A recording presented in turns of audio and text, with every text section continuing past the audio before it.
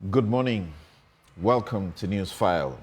This is your most authoritative news analysis platform. And here on Newsfile, as always, we put Ghana first. The finance minister says he understands your feelings, that he and his government appreciate the troubled times you are in. Yes, so for you who can no longer afford 3 square meals, for you who can't make that travel because of the cost of transportation, for you who will buy that wache without meat, without egg, he says he understands your circumstance. Do you believe him, or you think that he's simply not in a situation to appreciate your circumstance? There are matters of job creation, even in the economic circumstances. But how does he take us to economic recovery with the debt burden historic of 742 billion Ghana cedis? Never in the history of the country. It will cost Ghana 34.9 million United States dollars to maintain the ambulances that it has procured.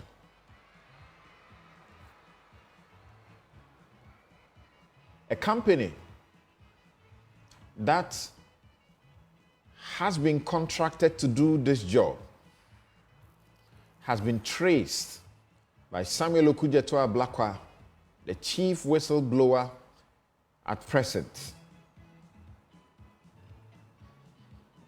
to have been sole sourced, just like similar contracts you have become aware of, to have no experience, and yet giving that contract, and has been paid $10 million.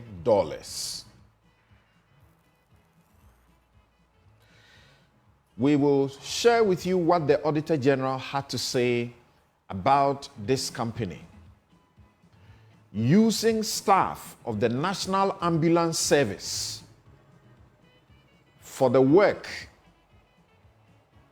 and getting paid double for it. The National Ambulance Service engaging a person as an employee, paying the person's salary, and the person working, doing the job that he has to do, and getting paid extra as a private entity. Will there be a presidential debate? Will President Mahama debate Dr. Bawumia? The NDC insists he should engage the media like President Mahama did first. We'll be right back to deal with the vexed matters. I'm Samson Lardy Anyenini. Welcome back. And here is Samson's take. Once again, I want to take the opportunity to celebrate Justice Sophia Kufu, the former Chief Justice of the Republic of Ghana. I title my take, Justice Sophia Kufu, A Nation's Moral Conscience. For those of you who sat around this desk with me, with my colleagues, here at Joy Multimedia almost every day, seeing the wrongs in the NDC government and pointing them out. Matters of conflict of interest, matters that smelled of corruption, that you gave such vigorous advocacy in opposition to, that so suddenly you have developed a seared conscience. The Bible calls it seared conscience, tone deaf about the very same things, or even worse, that is going on within this government, and will rather suggest that someone has something against the government or a party, or that they may have an interest in one party, or that they may be influenced. For some of us, you know, and those of you, your leaders within your parties know, that some of us, we are beyond being influenced by you. You can't feed me. You can't. It just doesn't work. I don't need a dime from you. If you can't hear from us and take caution, at least listen to Justice Sophia Akufo. She spoke once, she has spoken twice, she has spoken again. Listen to her. As far as she's concerned, the Botch Snit Hotels deal, the Snit people, the persons in authority, run down the institutions. They do sweetheart deals and distribute among themselves. That's what is going on.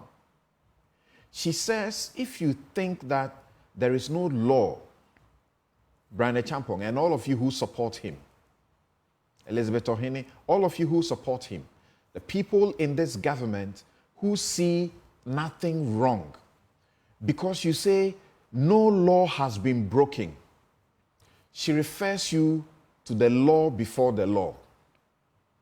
The Bible. Most of you are actually Christians, right? You would have known the Bible before you got to know the law, correct? Why are you elevating the law beyond the Bible that you know, the Quran that you know?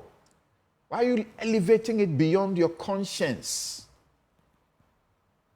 She says, the fact that there is no law, you have not broken a law, it's not enough an excuse. She refers you to the scriptures that says, not all things that you are allowed to do that you should do. Common sense. And she's very blunt and forthright that this thing smells bad, it's stinking. She's commending organized labor who showed up and showed their power a little bit late, but could have happened in a good time. Commended them for showing that they have power and they can always use this power. The law is not everything. Everything is not about law.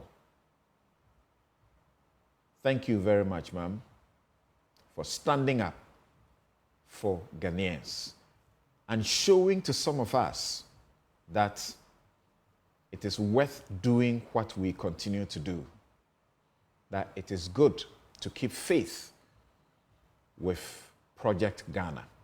And that will be my take. I'll be right back with my guests. Years have been extremely challenging globally, and Ghana has not been an exception. The difficult economic environment has truly affected businesses and families, particularly the vulnerable in our society.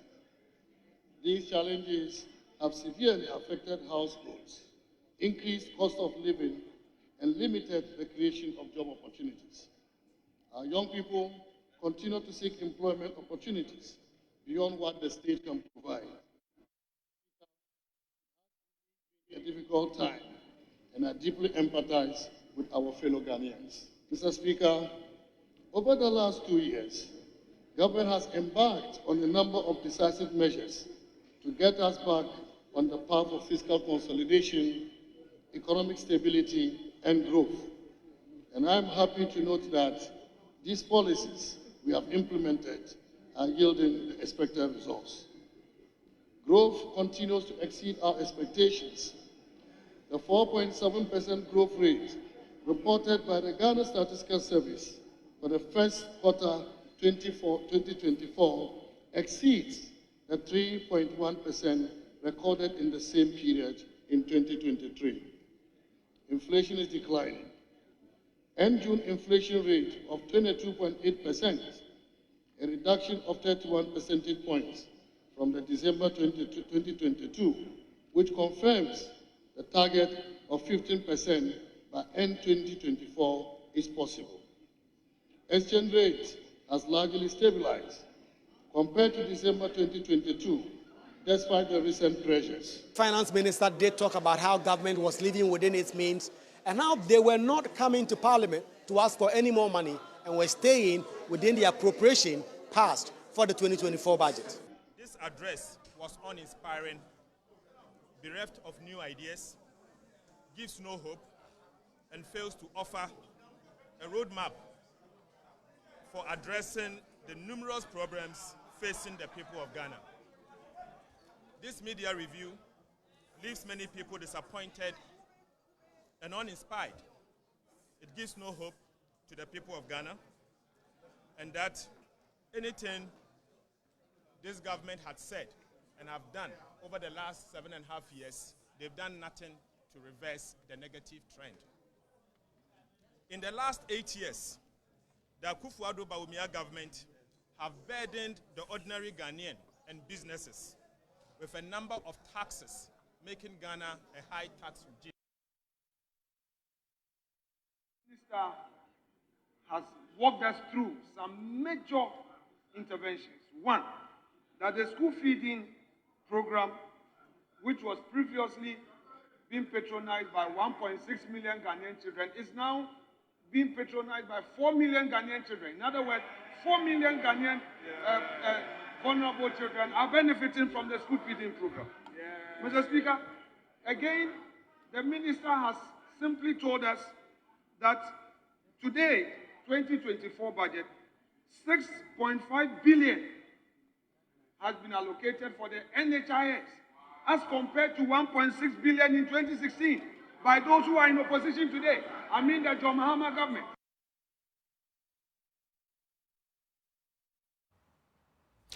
You're welcome back.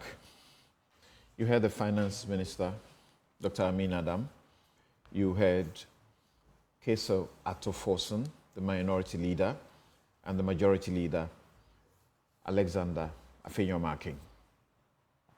Here in the studio, Godfred Bokwing, Professor of Finance and Economist, University of Ghana, Dr. Stephen Amoah, Deputy Minister of Finance and MP in Shaiso. Kofi Adams is MP Buam and member Public Accounts, Defense and Interior Committees of Parliament. Gentlemen, thank you very much for making time to join us this morning. And I start with Dr. Stephen Amoah. The minister said that he empathizes with Ghanaians about the difficulties they are going through. I have heard you also repeated this by saying you appreciate the difficulties. You are not discounting that there are difficulties that people are going through in this country. How does this budget demonstrate that the government empathizes with Ghanaians in these circumstances?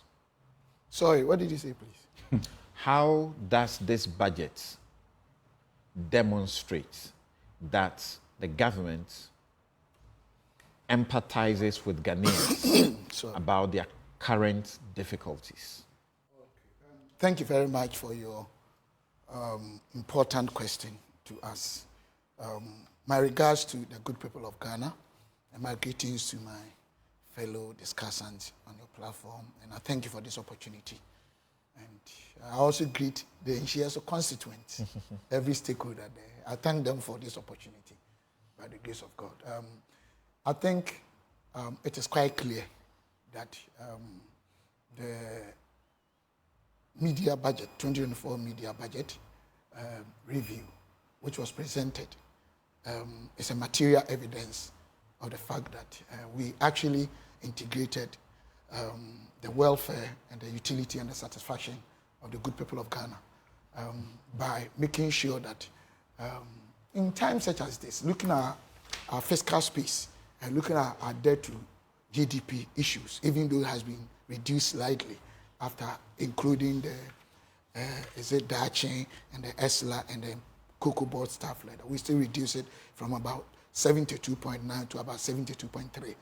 We still have to, we should have, honestly, increased our our taxes to enhance our internally generated fund revenue to still consolidate our fiscal space. But we consider the fact that, yes, Ghanaians, just as like most of the countries in the world, are still going through post-COVID hardship. It is a fact. Prices and stuff like that. So we decided not to introduce any new tax, increase anything that will increase or put further burden on Ghanaians. Aside that, my minister, Dr. Aminandam, by the president, through my minister, we have actually launched SME Go. With committed amount of about 8.2 billion, and this time to make sure that SMEs, actors are given large amount of money so that they can create jobs to support Ghanaians. If you look at social intervention policies, looking at the cash and non-cash in terms of redistribution policies, we've done a lot to increase government commitment by allocating a lot of funds in the area of LEAP, school feeding, in the area of even the national health insurance and all those things. So these are clearly evidence or indicative of the fact that the government is highly committed to the welfare of Ghanaians. And the minister emphatically, just as the president also said, and I also stand by it, that we all show empathy. And because of that, we've been very disciplined in managing our fiscal space. If you look at the primary macro indicators, which probably time will allow me to expatiate, because I have to stay within your question. We've been working so hard to stabilize the economy and make sure that we can grow to affect these areas. So I think it is very clear statement that the government, per its recent policies, per its discipline in terms of disciplinary actions, being a government that is actually taking into consideration how the world went, the crisis that we came in, and that led to we engaging IMF and setting indicative targets that we have outperformed almost all the targets and bringing this economy back to life. If you see that the trends, the negative trends are being reversed, I call it speed and accuracy. So you look at all these facts, these are material facts in terms of numbers. They were the same numbers that were a few years back, a couple of years back, people were insulting the government, saying all sorts of things. Some were even calling God and other things. And now we see them gradually coming back. Okay. We stay within our budget framework in terms of our revenue and expenditure, not adding non-concessional loans. So all these things are clearly showing the position of this government today, how we care about the ordinary Ghanaians, right, how we care about the suffering of Ghanaians, and how we are mitigating the impact that the world crisis had on the Ghanaians. Kofi, so deliberately, I need all of you to cast your preliminary comments or overview of the budget against the comments or the assurance that the government or the minister empathizes with Ghanaians as far as the difficult circumstances are concerned. How can you tell, using the budget, to demonstrate that that statement is accurate? Well, thank you, Samson, for the opportunity, and let me say good morning to Prof. and my colleague, Honorable Dr. Stephen Amoah, and of course, our viewers out there and my constituents. And let me take this opportunity to wish my party members who are in Tamale very well. Today, we're launching our campaign that would drive us to victory 2024 come December 7th. And so I wish all of them well. Those who are still journeying, maybe journey mercy to all of them. And I believe that they will return to their positions and carry on with the intentions of the party to campaign massively to make sure that we act out this non-performing government. Having said so, you see, we vote governments to work and deliver development for our well-being. We don't vote them to come and just give us words. Words that you cannot relate to action. Words that you cannot relate to activity. Words that you cannot actually relate to the daily occurrences in your life and in the performance of that government.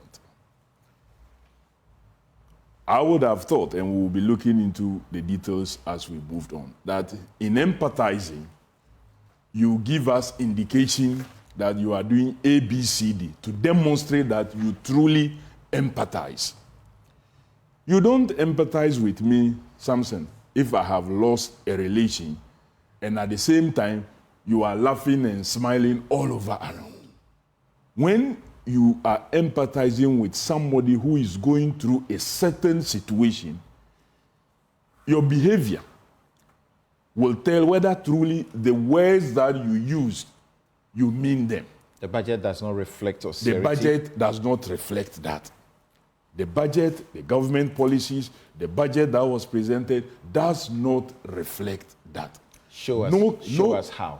For example, we've all been complaining, businesses have been complaining, that they need a certain support, a certain arrangement that will enable them perform better or at least come above and be able to sustain themselves. Because a number of them are already leaving the country and more have plans to leave. This budget that was presented gives no comfort to any business person. If your situation doesn't get worse, they have just told you that you are just going to be at the same thing that has been happening is what is going to happen. No comfort for any business. So you were in the house yesterday. I was in the house yesterday. You approved tax waivers for how many companies? Well, yesterday we did not approve tax waivers. We did not approve a tax waiver. What we did was more of a tax substitution. So government now acquire shares. No. What was before you was tax waivers. Well, and you approved it originally, and it is intended to cushion some of these companies. No. So that they don't leave the country to the other places, like you said, correct? Since you have asked this question, it's not part of my presentation. It was before us. It's a bauxite arrangement. The bauxite company, I think, being run by some Indians before, and then they were selling it. Government originally had 20% shares. This company was asking for a 38-point-something million tax waivers, and we opposed it. So following our opposition to it, negotiations went on and on and on, and they agreed that, okay, instead of a waiver for them, a complete waiver for them where they would not pay it, they were willing to convert it to what? Shares. So they did the evaluation of the company and brought the value of the company, which gave Ghana additional 2-point-something% shares. Then the value that they brought was disagreed upon. And so the Ministry of Finance went further to do an independent evaluation. That increased the government's share or Ghana's share to 3%. So as we speak now, instead of the 20% that we had, the 38-point-something million tax waivers has given Ghana an additional 3%. So it is not a waiver as we know it in the past, but it's more like tax substitution. So we've gotten shares for. I think we are talking about two different things. No. You go on with the budget, because I don't know what you are talking about, because that was the only thing we did yesterday. That was the only thing we did in relation to tax yesterday. The approved tax waiver amounts to 1.5 million euros for the supply and installation of e-learning laboratories in senior high schools across the country. This is in the list of what I'm referring to. Well, what I know we did yesterday, I'm a member of the Public Accounts Committee, as you said earlier. We had our sittings in the morning. I'm unaware that during the morning sitting, any tax was considered. But we considered this bauxite. Unfortunately, I don't have my other paper here to be able to refer to it directly. But what we did yesterday was a 38-point-something million tax issues in relation to a bauxite arrangement. But that one was a tax substitution. That's a different thing. So that's what I know of. I'm not aware of this one that you are talking about. All right. So thank you for your preliminary comment. Let me come to Samson, but you took my preliminary away from the real things that I wanted to say to the issue of. But anyway, we'll have opportunity to come. Exactly. You are coming to it. But one correction that I wanted to also make that I'm no more a member of the Defense and Interior Committee. As a result of the realignment, new changes. I've been moved to the Security and Intelligence Committee, a committee that I now ranked. Okay. So I'm more with the Defense and Interior Committee. Yes, Professor Bokwin, from where you sit, this budget is a reflection of the empathy that the government has for Ghanaians because of the difficult circumstances. No? Good morning, Samson. Good morning. Good morning, Prof. Good morning, the good people of Ghana. Well, I think government is trying to be smart and identify with the ordinary Ghanaian, but the document doesn't align with that totally. We can understand that from two perspectives. If you look at where we came from, especially 2022, and where we are now, we've made some progress. Yes, some level of recovery, but that recovery is not people-focused. It's a recovery that has left millions of Ghanaians behind. So you can't look at the macro numbers and say that, okay, once we've seen this recovery, then all is well with Ghanaians. Actually, there is a big gap between the macro level development that the government is talking about and then micro household level development where Ghanaians are still going through a lot of challenges. And that is consistent with, you see, when you create economic disruptions, the cost of correcting that can be huge. So, Samson, if you look at it in our history, I want to situate this within our history. This is probably one of the most expensive and pricey economic recovery in our history. Pricey and expensive because of the sacrifices Ghanaians have to go through. And the price that we have to pay are coming through three different channels. Fiscal consolidation through higher taxes. And something, since 2015, if you look at the number of tax adjustments and new tax handles on the continent, no country compares to Ghana. And then beyond that, if you look at what we call the official tax rates, and then the backdoor approach that government has adopted in the last couple of years to collect more money from businesses and households, sometimes through treating the straight levies differently from the VAT. So for instance, if you compare Ghana's standard VAT rate, it will come across as though it's one of the lowest in Africa, 15%. But actually, the effective incidence of the VAT is 21.9% because if you look at the straight levies, it quakes like a duck, and you just have to call it like that. So by treating it as straight levies, you create the impression that your standard VAT rate is very low, but actually the effect, or the cumulative effect of all of that takes the incidence of that tax handle together with the straight levies to almost 21.9%, and it's counterproductive. You don't need a prophet to tell you if your standard VAT rate or the effective VAT rate at the end of the day goes beyond 18%, it's counterproductive. So that's another level. So something overall, we say that yes, we've made some progress at a very pricey level, very costly, but we are not out of the woods yet. If you look at it from the perspectives of the way we will look at economics, macroeconomic stability, as we are talking about, is not the same as development. It's not the same as transformation. It's just a means to an end. To talk about economic transformation and inclusive productivity growth, you first need to guarantee macroeconomic stability. That's the dominant view in economics. It will take a while, and the consistency is very important before this macro level development will translate to micro and household level improvement. And I can give you specific examples. If you look at the data from the World Bank, actually poverty at the lowest end has been increasing from 2021 through 2022, 2023, and the forecast all the way up to 2025, 2026 is projected to increase. The other interesting thing to bear in mind, and what I spoke about, international poverty at 2.15 USD in 2017 purchasing parity terms was 24.8% 2021. It's gone up to 25.8% 2022, 30.3% 2023, forecast 2024, 32.9%, 33.2%. But Samson, this is where probably you have captured. Lower middle income poverty rate is rather high, 47% in 2021,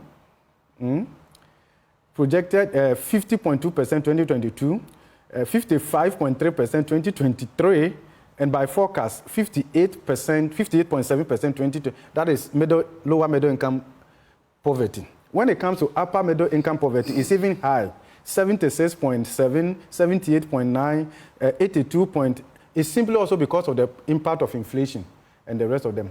If you look at vulnerable employment, if you look at the number of the percentage of the youth that are not in school, are not in employment, don't have any skill, we are hitting close to 2 million. If you put all these things together, and even if you look at how many Ghanaians were pushed into poverty in 2022 alone because of inflation, the question is, that was almost 900,000. Yes, and since then, more people are... That was extreme poverty. Yes, and a lot of people are joining that pool. So the question is, how many people have this recovery lifted out of extreme poverty? How is this recovery carrying Ghanaians along? So that's why we are saying that this recovery is not people-focused. Because if you look at the dynamics right now, it will also be too early to judge the IMF program at the micro and the household level, because it will take a while before all of this. So I think what we need right now is a certain level of humility and assurance to Ghanaians that we need to sacrifice a little bit long, hopefully, that in good times we'll be able to share it among every Ghanaian, but we are not there yet. All right, thank you. Yes, you want to make a response. You do that quick before I ask you my substantive question. Yes. Oh, okay. Steve. I thought we were going to go into... Because you lifted your hand up. A couple of things I want to say. Samson and Prof and my brother here, let's be very honest. Anytime, it doesn't matter who is in government, that government touts itself with this macroeconomic stability and achievement. Ghanaians do make these comments. We don't feel in our pocket. It doesn't have the micro impact. Practically, it is true. But let's be very technical and tell them one of the major causes, which is as a result of uncontrollable factors. Our economic market, or our market, is largely SMEs. And normally the SMEs, their systematic risk index is far less than 1. What it means is that when the economy moves 10% forward, they move slowly or they don't move at all. We have elsewhere that the market largely are having systematic risk index of 1. So when it moves, they move with them. So practically, it takes a very long time. So if you have just about, say, even 1 year after this world crisis, where our inflation rate went to about 50.1%, the world grew -3.3%, Ghana was growing 0.4%. With all these, dangerous zones we found ourselves in economically, and we are recovering. Practically, you will not have ready impact on Ghanaians. So it is a fact. But let us appreciate it, not as if probably the giant achievements or attainment of the managers of the economy, where we are reversing this negative trends, are showing clearly that yes, there's hope and there's future. And as he said, we have to be humble and then also let Ghanaians understand that things are getting better. If your child is not well, vomiting, not eating, growing lean, and you see, oh, now he's not vomiting, the temperature is still high, now he's eating but not as he used to, then you have hope. And this is where we are. So sometimes this connection between macro and micro in our country is as a result of our market nature. All right. We need to understand There's been a reduction in the appropriation bill, and that is 21.7 billion Ghana cedis. What does that mean? What I know is that we have interest payments. I mean, they are external. If I'm lying, Prof is here. And then we also have, I think, one other area, amortization. So what it means is that maybe we are appropriated to spend A, B, C, D. We are staying within, but are not going beyond. Because, of course, our difficulty now is probably, in my opinion, sometimes as a country, expenditures that probably get our fiscal space out of order and put us into trouble. Right. So I I hope just you needed understand that quick explanation to ask you a next question. Can you help me further on that? Yeah. 21.7 billion reduction in the appropriation bill. What does that mean? It's largely a reflection of the progress we have made with the external debt restructuring. So when they presented the 2024 budget, they had incorporated the full interest payment and amortization. But now that we are done, we need to recalibrate that to reflect the savings and the relief that we have made. So essentially, it's not like government... As a result of the interest, has done anything. external interest, and that is not the kind of expenditure card we have been pushing for all this while. So let's not package it as let's not package it as though this is extraordinary and all of that is and of course something that's why we are saying this is one of the most pricey recovery.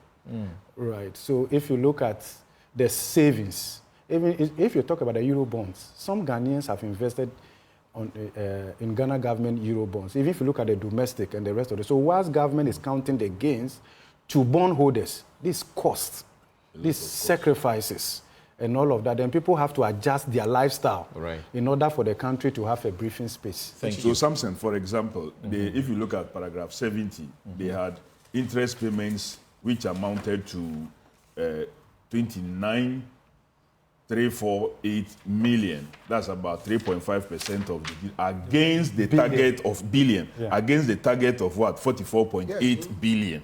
So you realize that it is because you are not servicing your debts, you are not paying interest as a result of the program in which we are. That is what has brought about that savings. Not because they have cut expenditure in areas, including areas they have promised. Wasteful expenditure.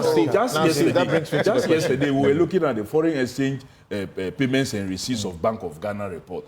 You would realize that travels and all kinds of things in 2023 went up heavily against the president's promise that this was not going to happen. So it tells you they are not cutting costs in areas they should be cutting to help reinvest. In Kenya, the Gen Zs went on the street and stopped it completely. The president has stopped it. So unnecessary travels have all been cut. And we have one too many in Ghana.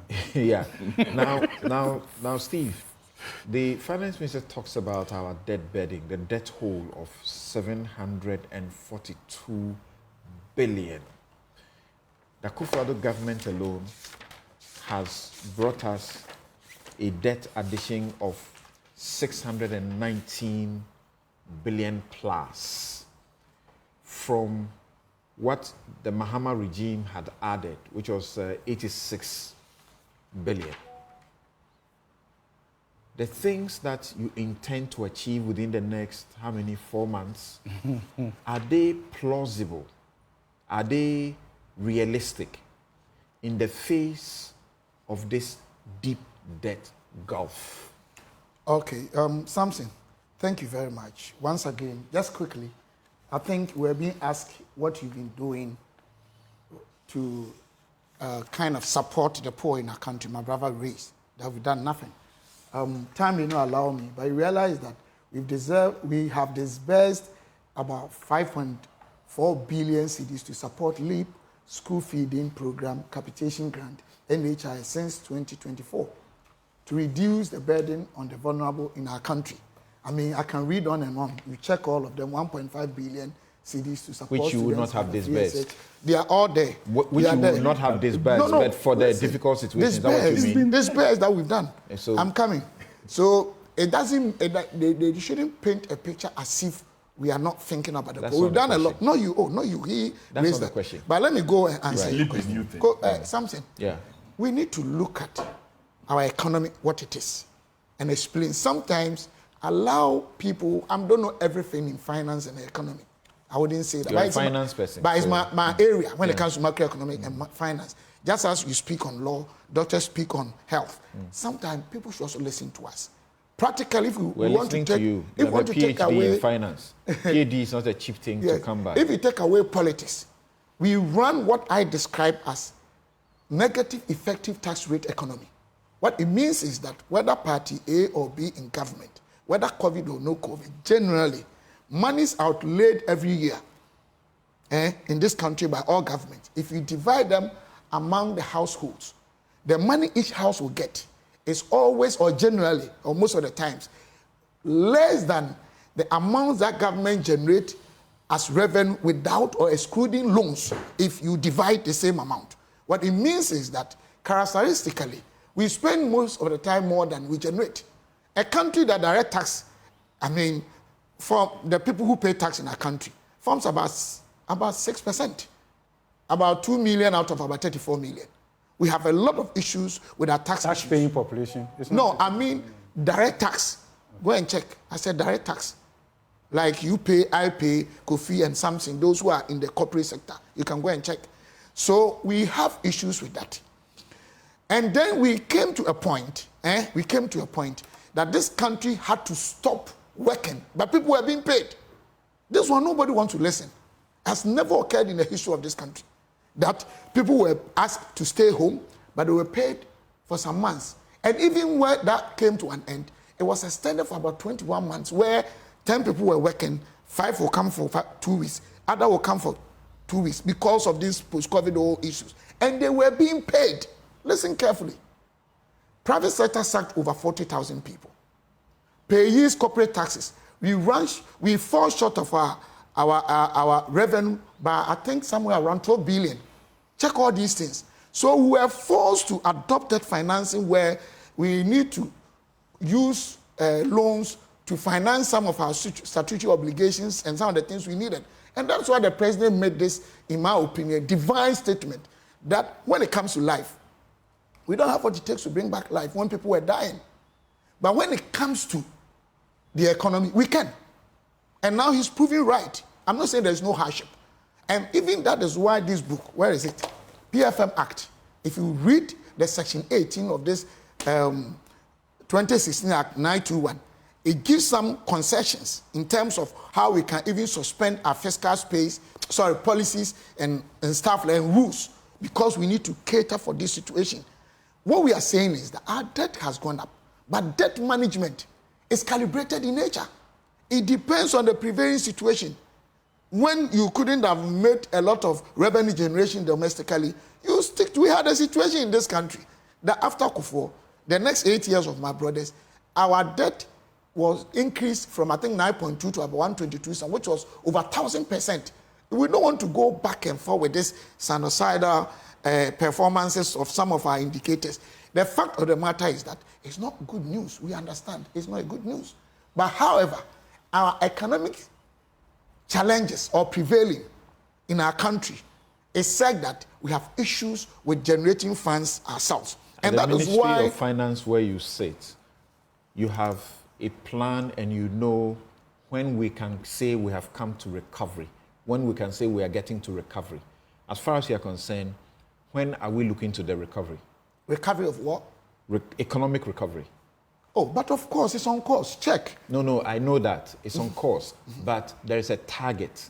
When will we get to economic recovery from this current state in a debt gulf, I said whole, of 742 we have about debt to GDP of about billion. 55%, I think, by 2028. in present value Yes, terms. that is what we have. And then something... By 2028. Yeah, but let me explain something to you. So you appreciate the historic nature of where But I wanted to the explain- government has brought us. No, I wanted Except to- that you are saying that the debt burden of over 600 billion in your time is justified because of COVID, correct? Not just COVID. And then it's because of not a COVID largely, yes, but because of, I use a word, negative effective tax rate economy, where the taxes we generate, revenue, they are always woefully against our expenditure needs. Problem. That's always but I wanted to explain these targets to you. Okay. Target settings are kind of something we can change depending on the time. You remember, our GDP growth, the target for 2024 budget was 3.1. As I'm talking to you now, we are growing around 4.7, more than that. In fact, even when it comes to this whole issue about inflation rate and others, we went as far as 54.1. You remember, even exchange rate went to about 54. Now we are doing about 18. So when it comes to target, it depends on the prevailing. So we'll keep on even revising our target. We had about, 1.5, went to 2.9, right. They grew 1 to 3.1. So we keep on changing. Right. But what I can say is that... I'm coming to you, Kofi. What I can say is that even the indicative targets that were set between us and the IMF, most of them, we outperform all of them. Thank you. Most of them. Now, Prof. It is a fact. Prof, I'm coming to you. And then lastly, I'll get to Kofi. Our debt portfolio, we have included Dachi, you remember, part of the cocoa board debt, and even the ESLA, that initially we did not. And even with that, we've been able to reduce our debt to GDP, right. Not remarkably, but you would from also about acknowledge that there are other 7.9 things to 72.9 to about 72.3. that other experts, including the minority, say should get into the debt burden, and you don't want to add into the debt burden. They were treating them as below the line. Thank you. So, Samson, I think you should laud the government for what we've been doing, although there are challenges. You should laud us. Thank you. So, Prof, the same question. From the explanation you have given about the reduction in the appropriation, it helps my audience. Now, from where I sit, I just look at it. I say, so Jerry Rawlings added only 3 billion, 3.4 or so to our debt burden. I look at Mills, I say he added 6.2 or so to our debt burden. And then,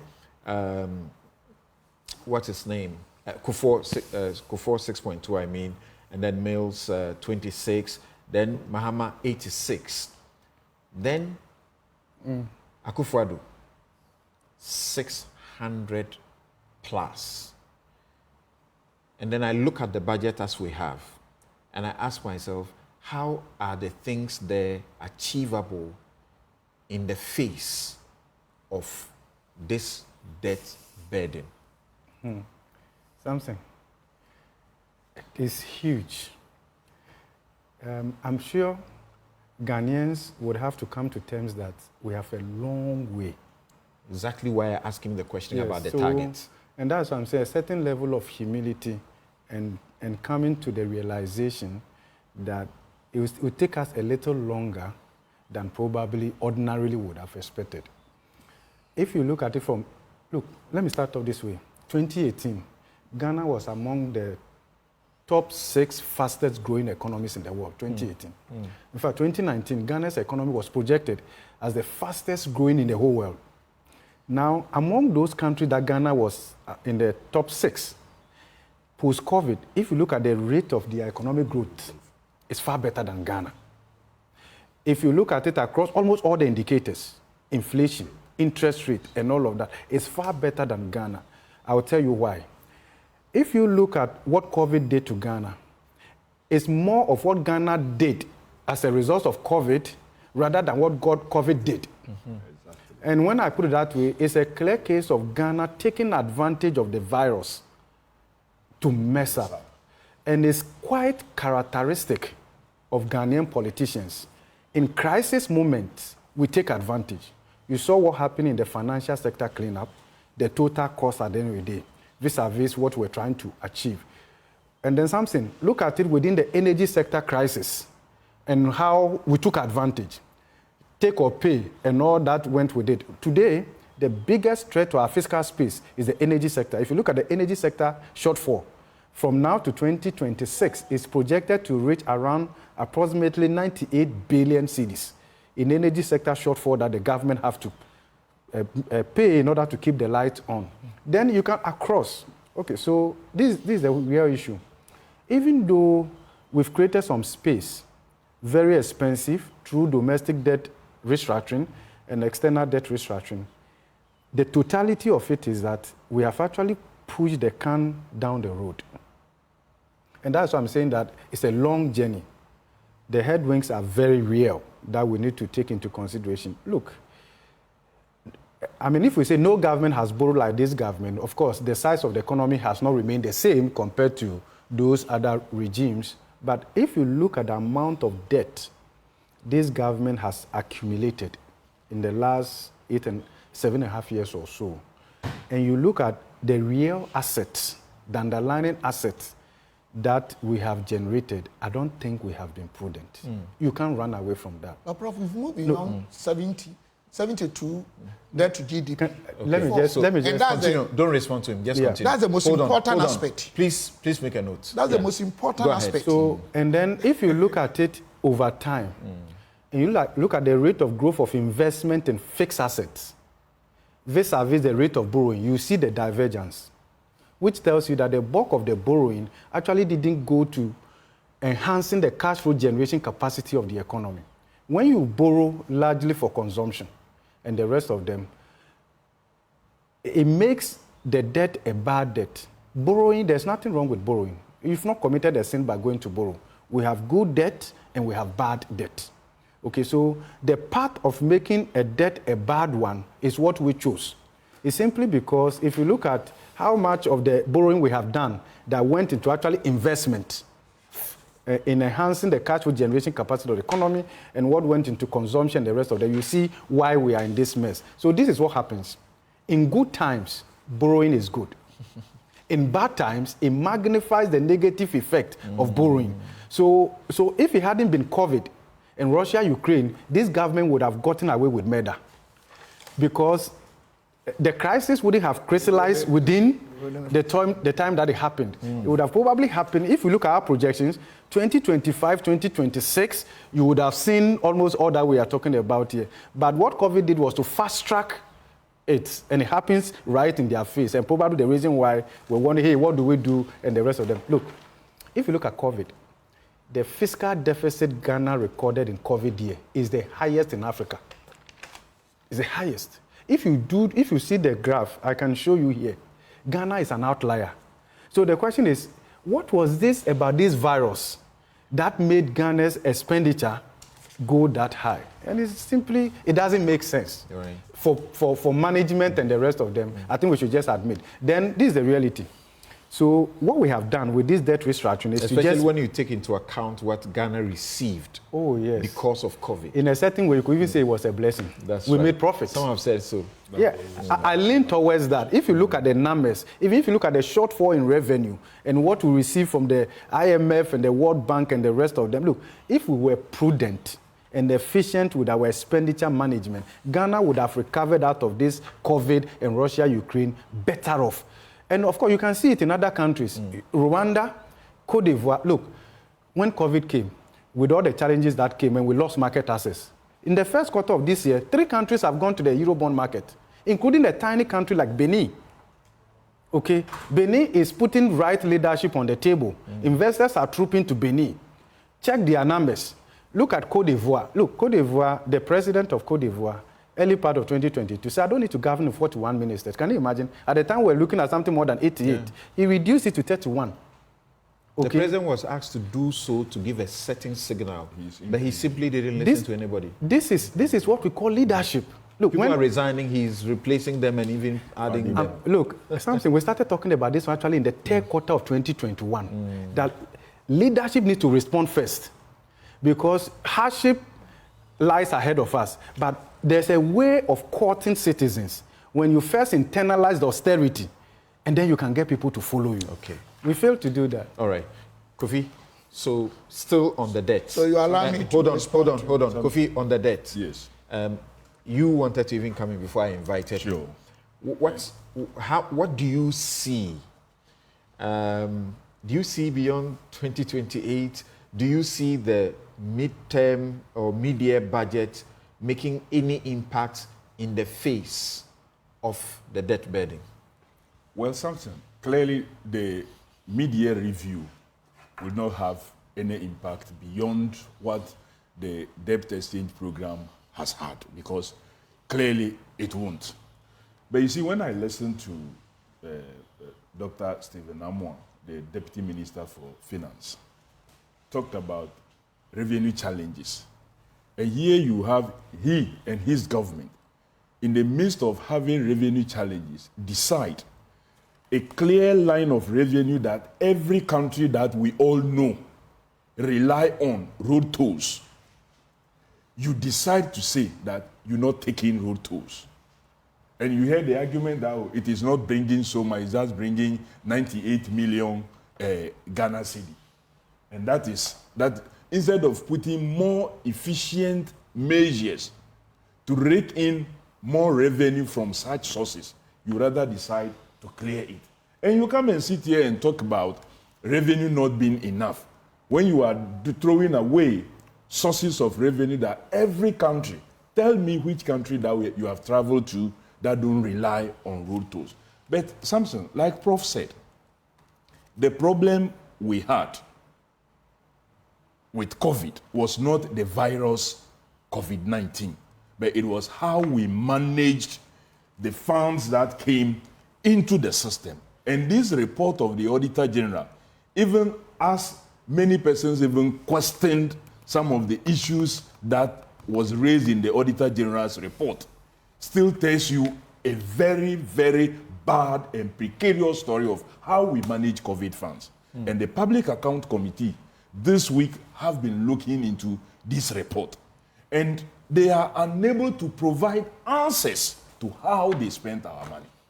And so government continue to quote COVID as the reason for the problem, but it was not the virus that caused us the problem, but how the same government managed the funds that was vested in their hands is what has brought us to this state of affairs. Debt. Samson, you hear him say, oh, we have lowered it. How have you lowered it? You inherit a system where debt to GDP was less than, let me even say 60% or even less. You shot it up to over 100% at a certain point. Thank God the debt management or the restructuring has... Sorry, not to cut you. Do you know the debt to GDP of Kenya, which has led the people onto the streets? Yeah. And their inflation is less than 8%. Even less than 8%, yes. Something. Let me tell you that. What Kenyans are going through is less than 1/4 of what Ghanaians have gone through.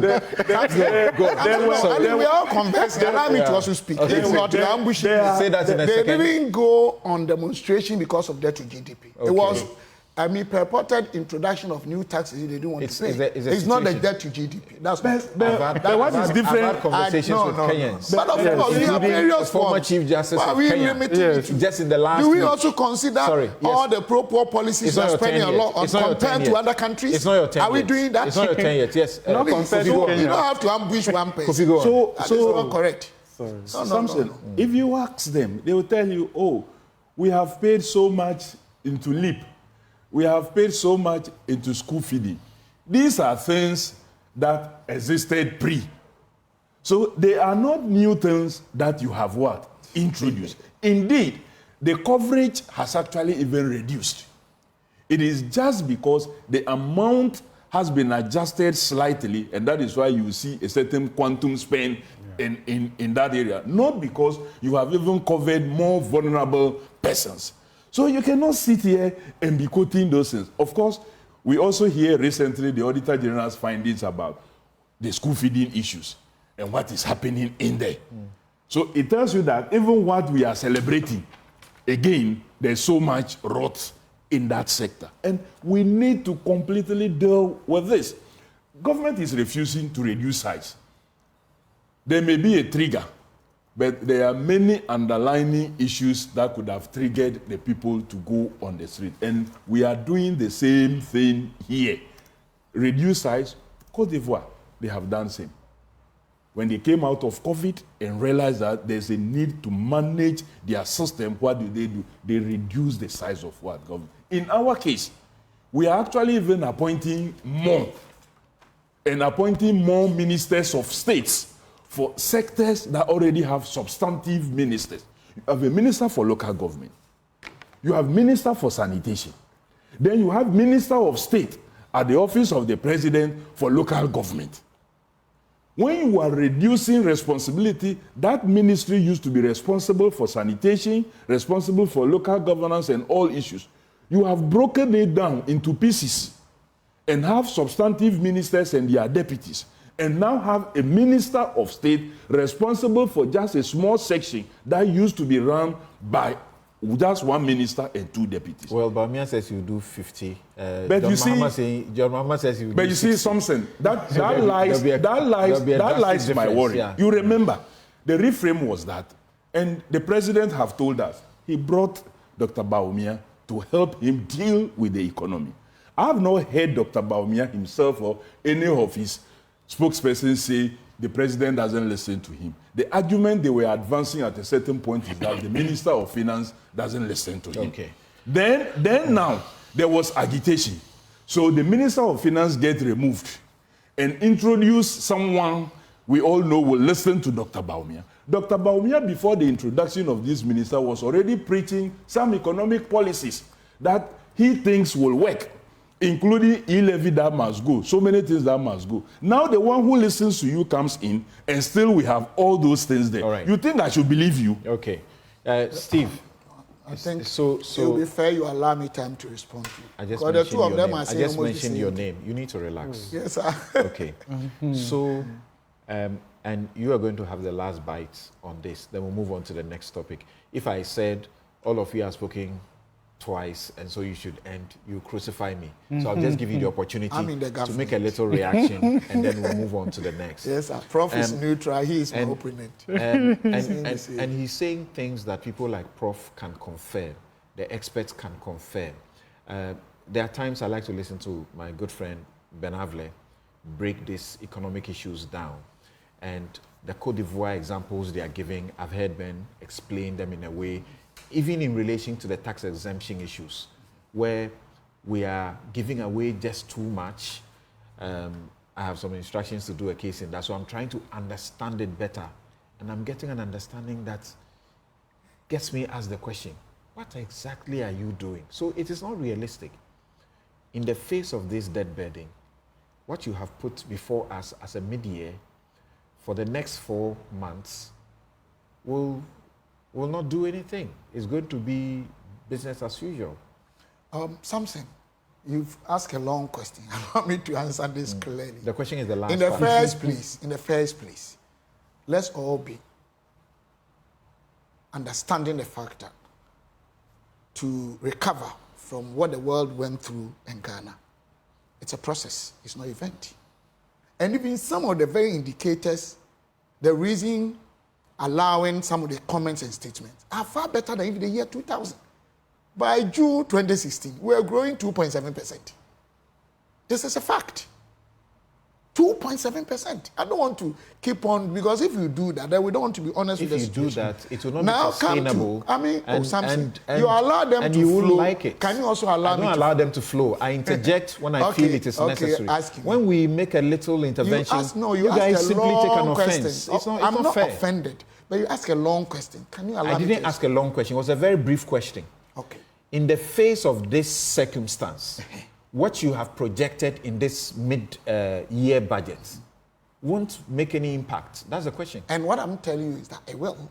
In the first place, where we're heading towards, the figures are showing that, yes, now there is hope. It's a process. That is a fact. It is a fact. But they also made certain comments that it would be good on my part, prudent, to also let people know. You are not restrained from responding. Exactly. For instance, have we also thought about the mortality rate during the COVID? Have you also considered that? What happened to the Ghanaian, their lives? 2, on your own station, I've been saying this, you remember, we keep on mentioning predominantly the Francophone countries. For Christ's sake, they Kenya don't. is not a Francophone. Can I finish? But Ghana is doing a lot of things also better than Kenya. Do they also actually give out the same pro-poor policies, the same free SH? We check all those things. So I believe in continental average, global average. Because if you take each country, you have some of the indicators Ghana is doing well. Others too, they are also doing well. And indeed, if you look at today, things like budget deficit, things like GDP, they are all even better than 2016. That is a fact. So I agree that there's hardship, and we need to, in a way, find a way to let Ghanaians understand that there is hope. If you're talking about taxes, something, let's be very honest, debt to GDP, not until we recalibrated our economy. NDC stamp check 2013 to 2016.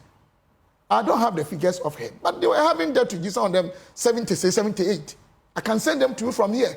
No, we can check. I have them. After this, if I don't send them to you. Don't have. No, I said that in Parliament you couldn't argue.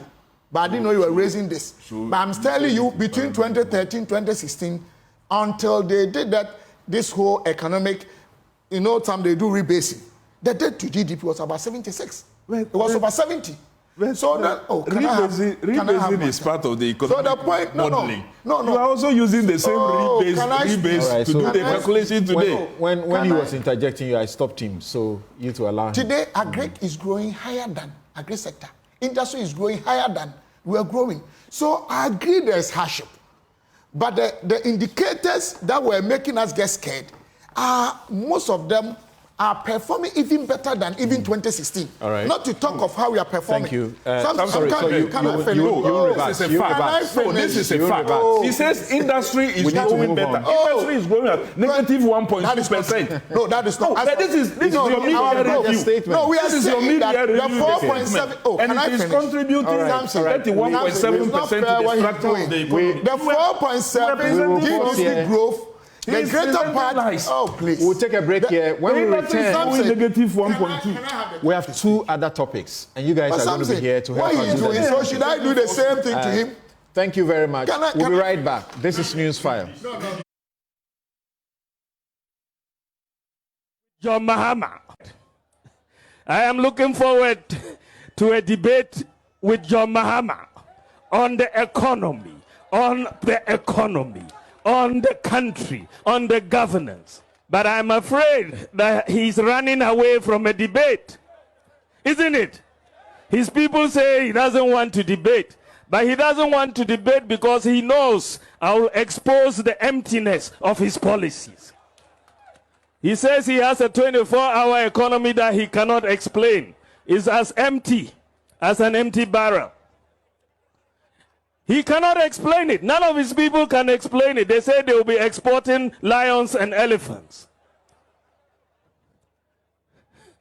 But when we meet mano a mano, we can debate, and the country will see where our policies lie.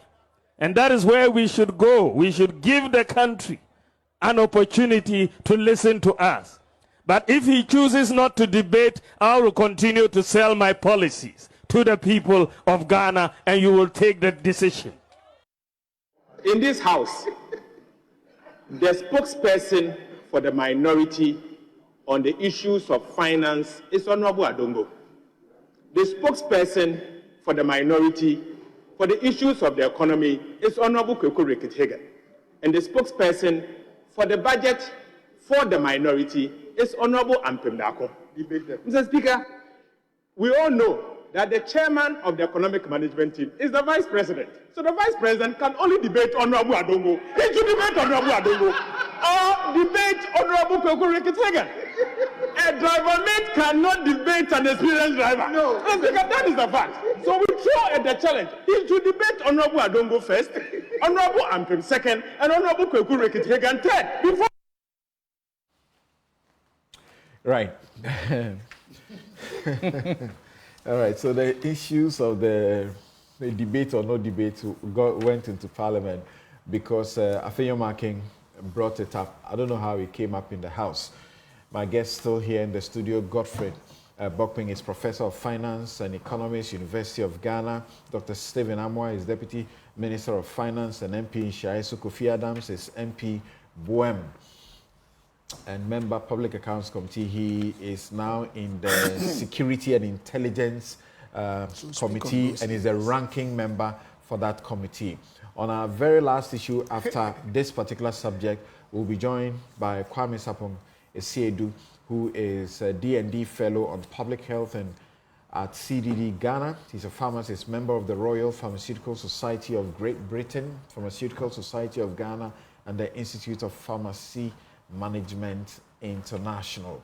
Right. So Dr. Bawumia said he wants a debate. In the US, funny, Joe Biden called for a debate. As we speak, Joe Biden is no more on the ticket of the Democratic Party.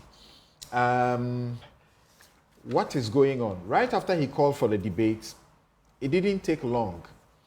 Then the IEA issued a statement of intention to do what it does every election year. And then the John Mahama campaign, under the hand of Joyce Bawumia, issued a statement taking a dig at the IEA that they are fronting for the MPP and they are seeking to manipulate the elections. So here we are.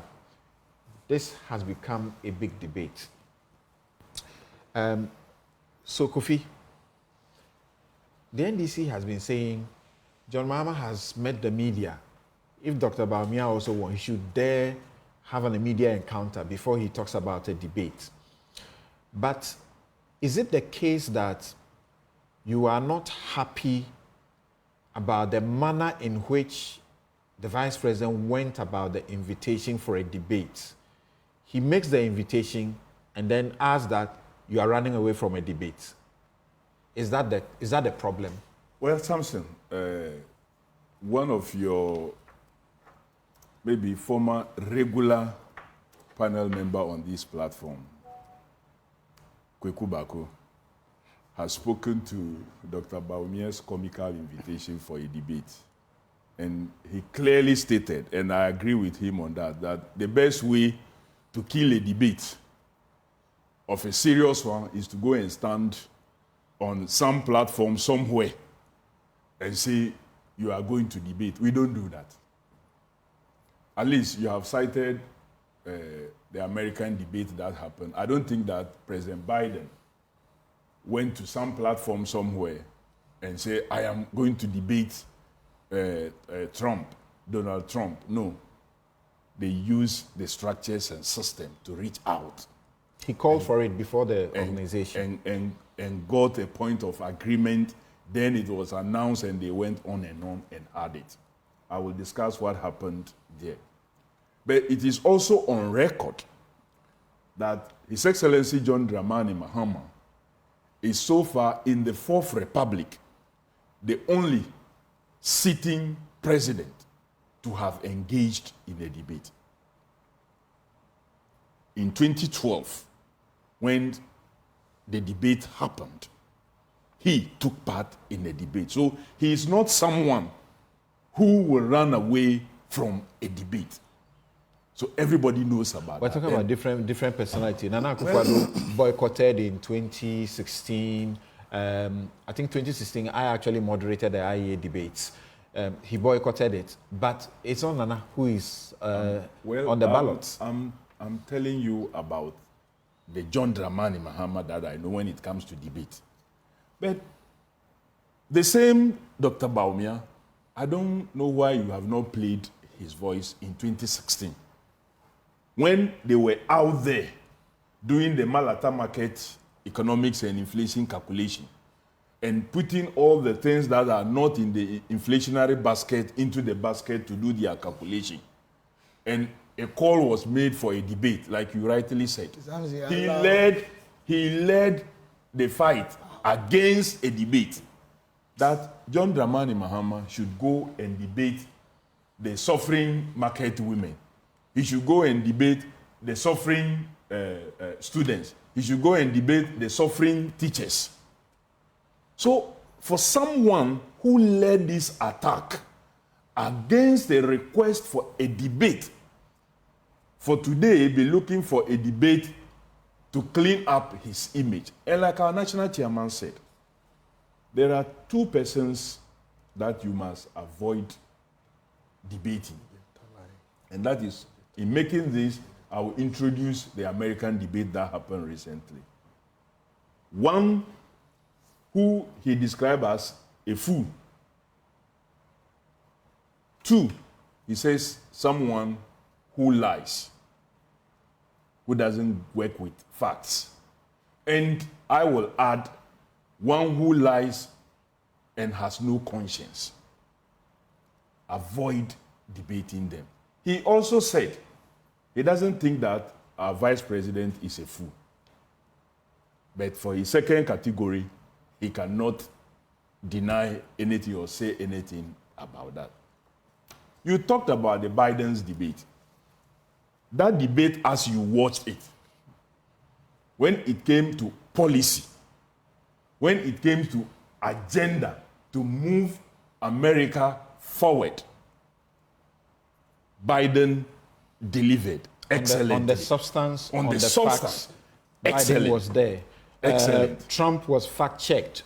And he broke the fact check. He told a lot of lies. He told a lot of lies. Yes. But that's not what we are talking about. No.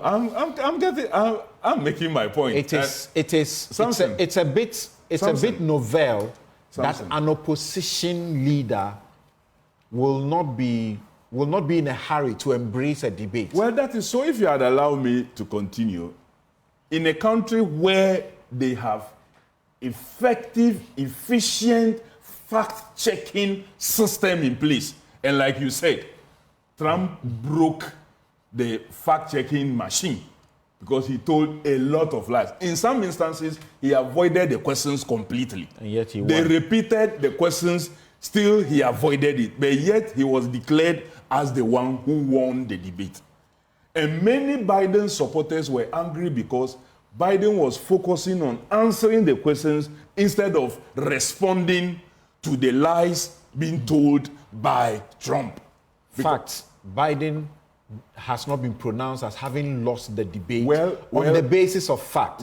He has been pronounced as having the debate, having exposed his frailties, that he's not ready, physically fit to be president. If you were to analyze, and his campaign has come out to explain that, I think a day or two before, he had gone under the weather.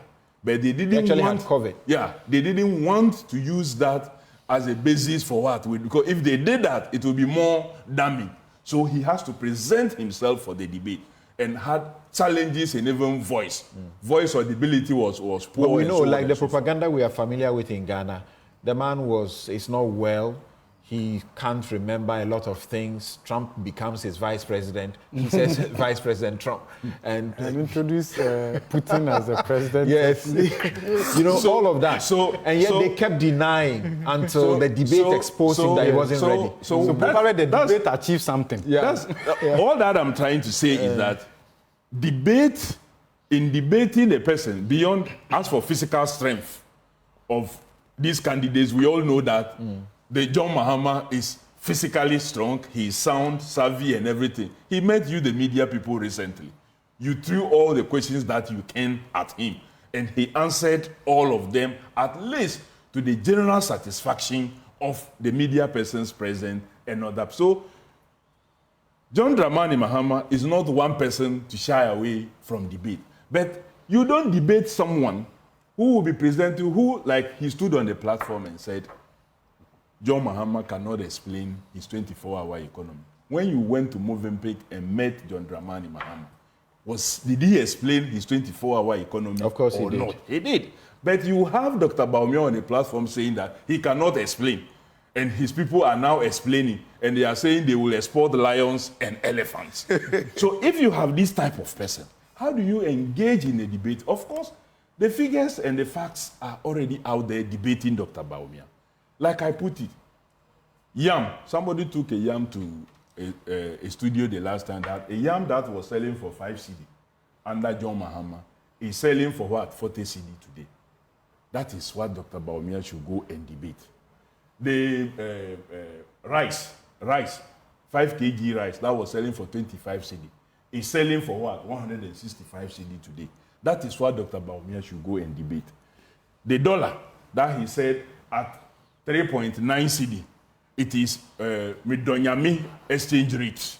And that when the fundamentals are weak, the exchange rate will expose you. Today, you need almost 16 cedi to get a dollar. That is what Dr. Bawumia should go and be debating. Not be looking for, and he goes about promising, he said he will give phones and you pay 1 cedi, 2 cedi. That's the policy. But you need the two frontliners, so to speak, at a debate so you can test their policy propositions and all. That's what is done Samson, in a growing democracy. We need to have that. What do you want to test again from these two that you haven't seen? His Excellency John Dramani Mahama has spoken to size of government. Yes. And he is committed to it. He is spoken to the Women's Bank project. And he is committed to it because he knows women need empowerment to be able to improve the lot of every other person. He is spoken to the big push agenda. And he is committed to it and has proven it in the past.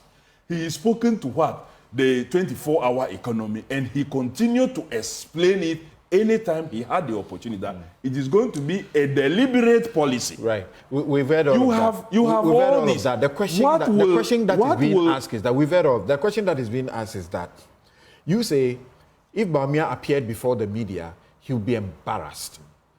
Why don't you take that opportunity yourself? Let him face him and tell him the cost of tuber of yam. Let him face him and tell him what he said about 4 cedi to $1, which is now 15 plus to $1. Let him meet him and do that with him. Why won't the media excellently do this, just like the way they did to John Why can't he also do it? Like they and collapse Dr. Bawumia's campaign. So we are. You don't like that opportunity? No, we are asking that we want the situation where multiple persons will ask questions than just one person asking questions. And in some instances, you may not even get a follow-up. In some instances, the person will avoid the question. So I think that, look, the debate have already happened out there. The economic situation is debating Dr. Bawumia, and that is why he goes about making promises. So we shouldn't wait to hear from John Mahama himself. He won't do a debate. Well, I'm telling you my view. He won't do a debate. I will wish that he doesn't bring himself low to debate. I don't know his position. He is the flag bearer. He is the leader of the party. When what he says is what we work with. In 2012, many Ghanaians are saying they want the debate. Will he listen to that? In 2012, he's looking for votes. Many Ghanaians say they want a debate with Bawumia. Will he do it? Samson, would you listen to me finally? In 2012, Professor Mills was our candidate. The campaign had taken a position that he was not going to partake in a debate. Unfortunately, he passed on. John Mahama became our candidate and leader. Even though that decision had been taken earlier, the campaign he headed and led as a flag bearer reviewed and took a different decision. And I am saying today, my position is that there is no need he debating. But if he decides, if he decides as a leader and as a flag bearer to partake in a debate, we will go ahead. Thank you, with Dr. it. Stephen Amoah. Let's start from this point. The question some have asked is, Bawumia may be to blame for the posture we are getting from the NDC. You are calling for a debate. At the same instance, you say somebody is running from a debate. You don't do that. At least you should have asked for a debate, hear the person's response. But you don't hear the person's response, and then you go and say he's running away from a debate. Samson, thank you very much. Honestly, when I'm speaking about leaders, you know me, I find it very difficult. I become somehow inhibited because if you are not careful, you make a statement and you're speaking against somebody you respect so much. These are all two great leaders that probably I wish one day I could have been them. But honestly, I mean, trying to discuss these issues, the reverse version of what you are saying is that why can't the person also speak? let's even assume without admitting that, okay, His Excellency Alhaji Dr. Mahmoud Bawumia shouldn't have, per your position, which probably I disagree, shouldn't have said that. But why is it that His Excellency, former President Mahama, also won't come and speak? So if he hasn't spoken, and all the people around him are saying he will not debate, then Alhaji Dr. Mahmoud Bawumia, His Excellency, is right. But let's ask ourselves, is it important or not? That definitional element of importance in considering this issue must be given the needed attention. Because debates all over the world are intrinsic part of election processes. You need to know who you want to give your mandate to in terms of proving record, in terms of ideas, in terms of visions, in terms of policies that the person has. In any case, we have something that we tout Dr. Bawumia with, digitalization, the digital man. All over the world, one of the most important elements in developing countries is digitization. Now, all over the world, now we are even moving to AI. So he thinks, apart from the fact that when it comes to the economy, he was the same person we are insulting when the economy was not doing well post-COVID. But he was there when we were growing 7% averagely for almost 3 years. And he's there when the economy is now trying to do so much well. The 7%. So he thinks... The 7%, they say that... I'm coming. They had gone to IMF and they had done all the things right. Well, so that the is what they fruits say. Came right after he took over. That was political. No, that was Samson. Can you allow me to speak? All right. That was political talk. Don't even mind. When it's bad, there's no reason. When it's good, then it's not Bawumia. So Dr. Mahmoud Bawumia thinks Ghana is not like even US and UK. They already have a structured economy. So sometimes, in my opinion, it doesn't necessarily, I'm not saying it doesn't, but necessarily to that extreme end, to call for somebody who, in terms of competence, in terms of, proving record and all those things, with the vision and the policies and these things, to be given that consideration. But Ghana, we have a lot of weak fundamentals. I'm even thinking that at the flag bearership level, within the circles of the NDC and MPP, there should be debate. Something we can't keep on sitting there. And sometimes people will use probably some sort of jargons and political games to deceive and introduce a lot of arbitrariness in the decision-making processes of Ghanaians. So that people make decisions sometimes not out of well-processed data and gotten the right information. So I think the call is in order. Nobody is saying that former president, His Excellency, his health situation, I think he's very healthy. That's how I see him, very strong. But Dr. Mahmoud Bawumia and we, the MPP guys, we believe that Dr. Mahmoud Bawumia is better than him this time. And that we want to show to Ghanaians that he is better than him. And if somebody says that I can beat you, and you think he can beat you, come on the floor. When point is, Bawumia demonstrated even humility. Right. Look at the way he stated it. In a very humble way. That come, I'm better than you. It's a very clean, humble, respectful call. He thinks. And I think Ghanaians know. Should he have added he's running away, he doesn't want a debate? At the same time, he's inviting him for a debate. Samson, if I say that, let's go to Bukom. We are going to fight. You have yourself, I have mine.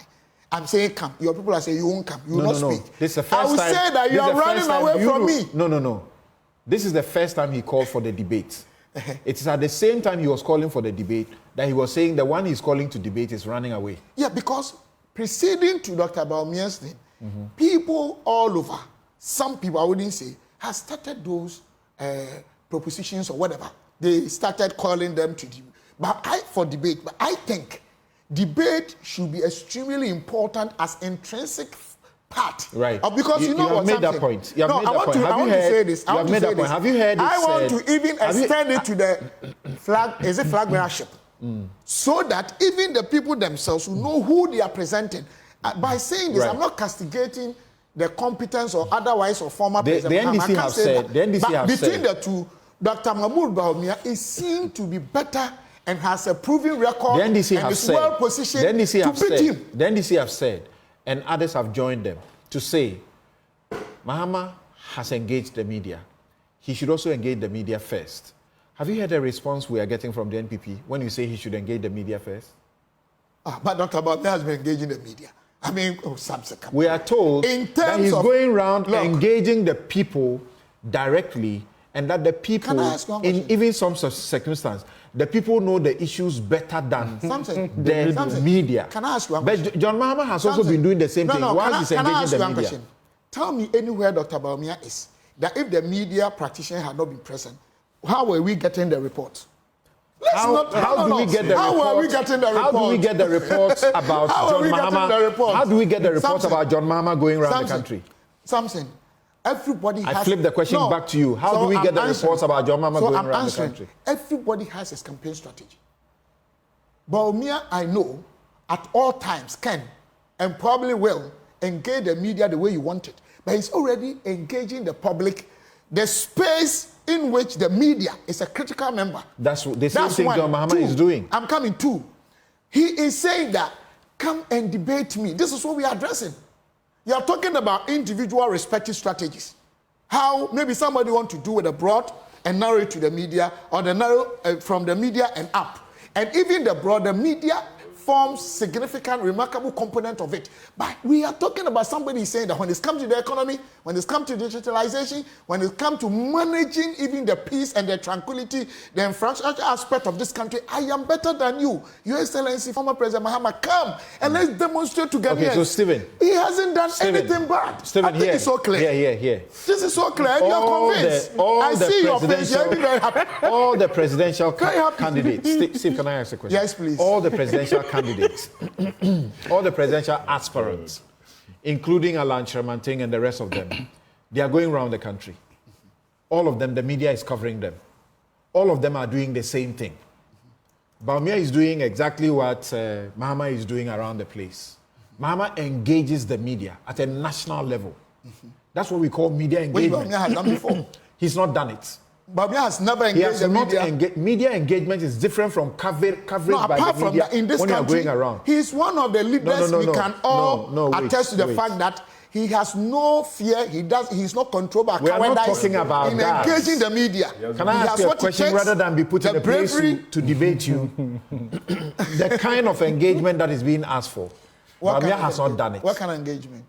What John Mahama did at least Movenpick Hotel, Kempinski Hotel. Sorry. Called the media. Samson, everybody was invited. What is the importance Throw questions what at is me. the importance of this question in the topic you raised right now? Well, okay, tell me. Let me also know. I won't ask you questions. You're asking me questions back when I ask you questions. So I need to understand the importance of it. You understand? You just don't want to answer. I'm not against it, but I want to understand. You understand? Yes, because Bawumia has already been engaging the media. No, he hasn't done what is what you want him to do. We are talking in a context. Can we keep the context? Yes, the context is he's calling for a debate. Or you don't get my point. The context is that he has called for a debate.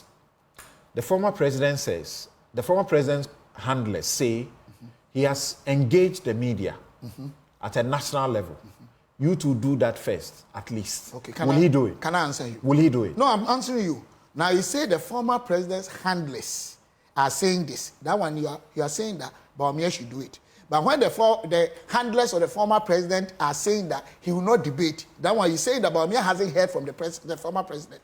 So I think there's a dichotomy. Me, I haven't said anything. I'm asking questions. The point is, we have not finished the campaign, have we?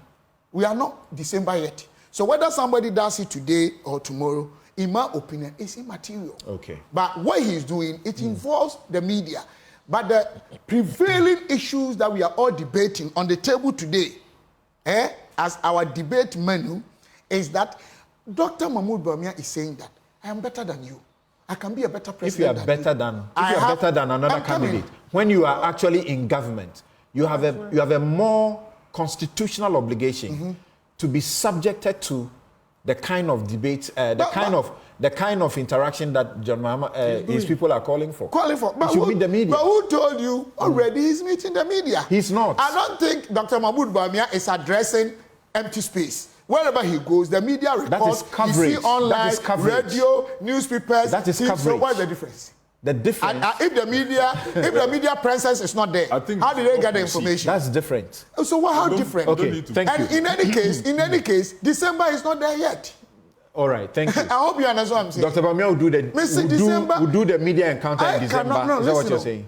No, if you want to say that, because listeners know I'm not saying that. Okay. What I'm trying to say is that We have now up to December. Right. We don't know his programs. Okay. Already, he's engaging the media, but I understand your point that you want him and the media alone in a room. You know Bawumia is very bold, strong. He's been engaging the media since he became even vice president. Your opponents you say, know that. Your opponents say you know that. He's scared that if he does that, his campaign will collapse. So can you also say that former President Mahama is scared of debating Bawumia so that to show that Bawumia is better? You can say that if you want. Why not? So you can also say that. I'm saying that Bawumia is already engaging the media. He's not. So how did they get his stories? That is media coverage. Oh, come on. Now the must be coverage Okay, the same as engagement. Samson. Now here, I'm surprised. Possible Queen.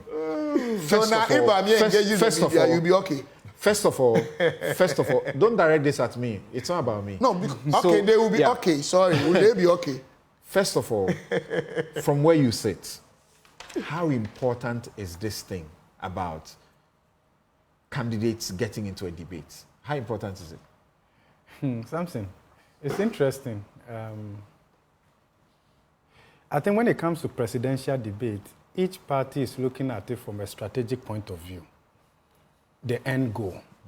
And I'm not a political scientist, but following the space for a while now, between the MPP and the NDC, we've had instances where they choose and pick, whether it aligns with their strategic goal, would it further, and the rest of it. So in all the instances, you tend to see that based on the projections, if you see that probably I'm trailing and I need this to make a case, they front for it.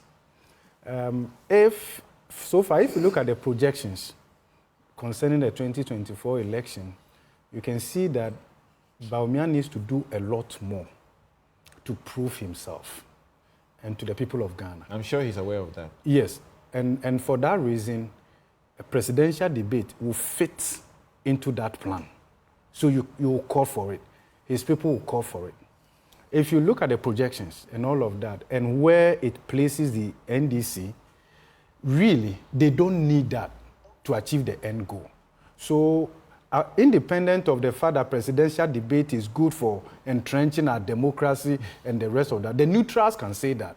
But between the two main political parties, they are looking at it more from a strategic point of view. Would this be a lever for me to get to where I'm going? If it will not, and we can trade it off without substantial price, then they will choose that. On the other hand, I mean, to be very honest with you, I would have loved a debate. I would have loved a debate. Not because I lean towards Dr. Bawumia.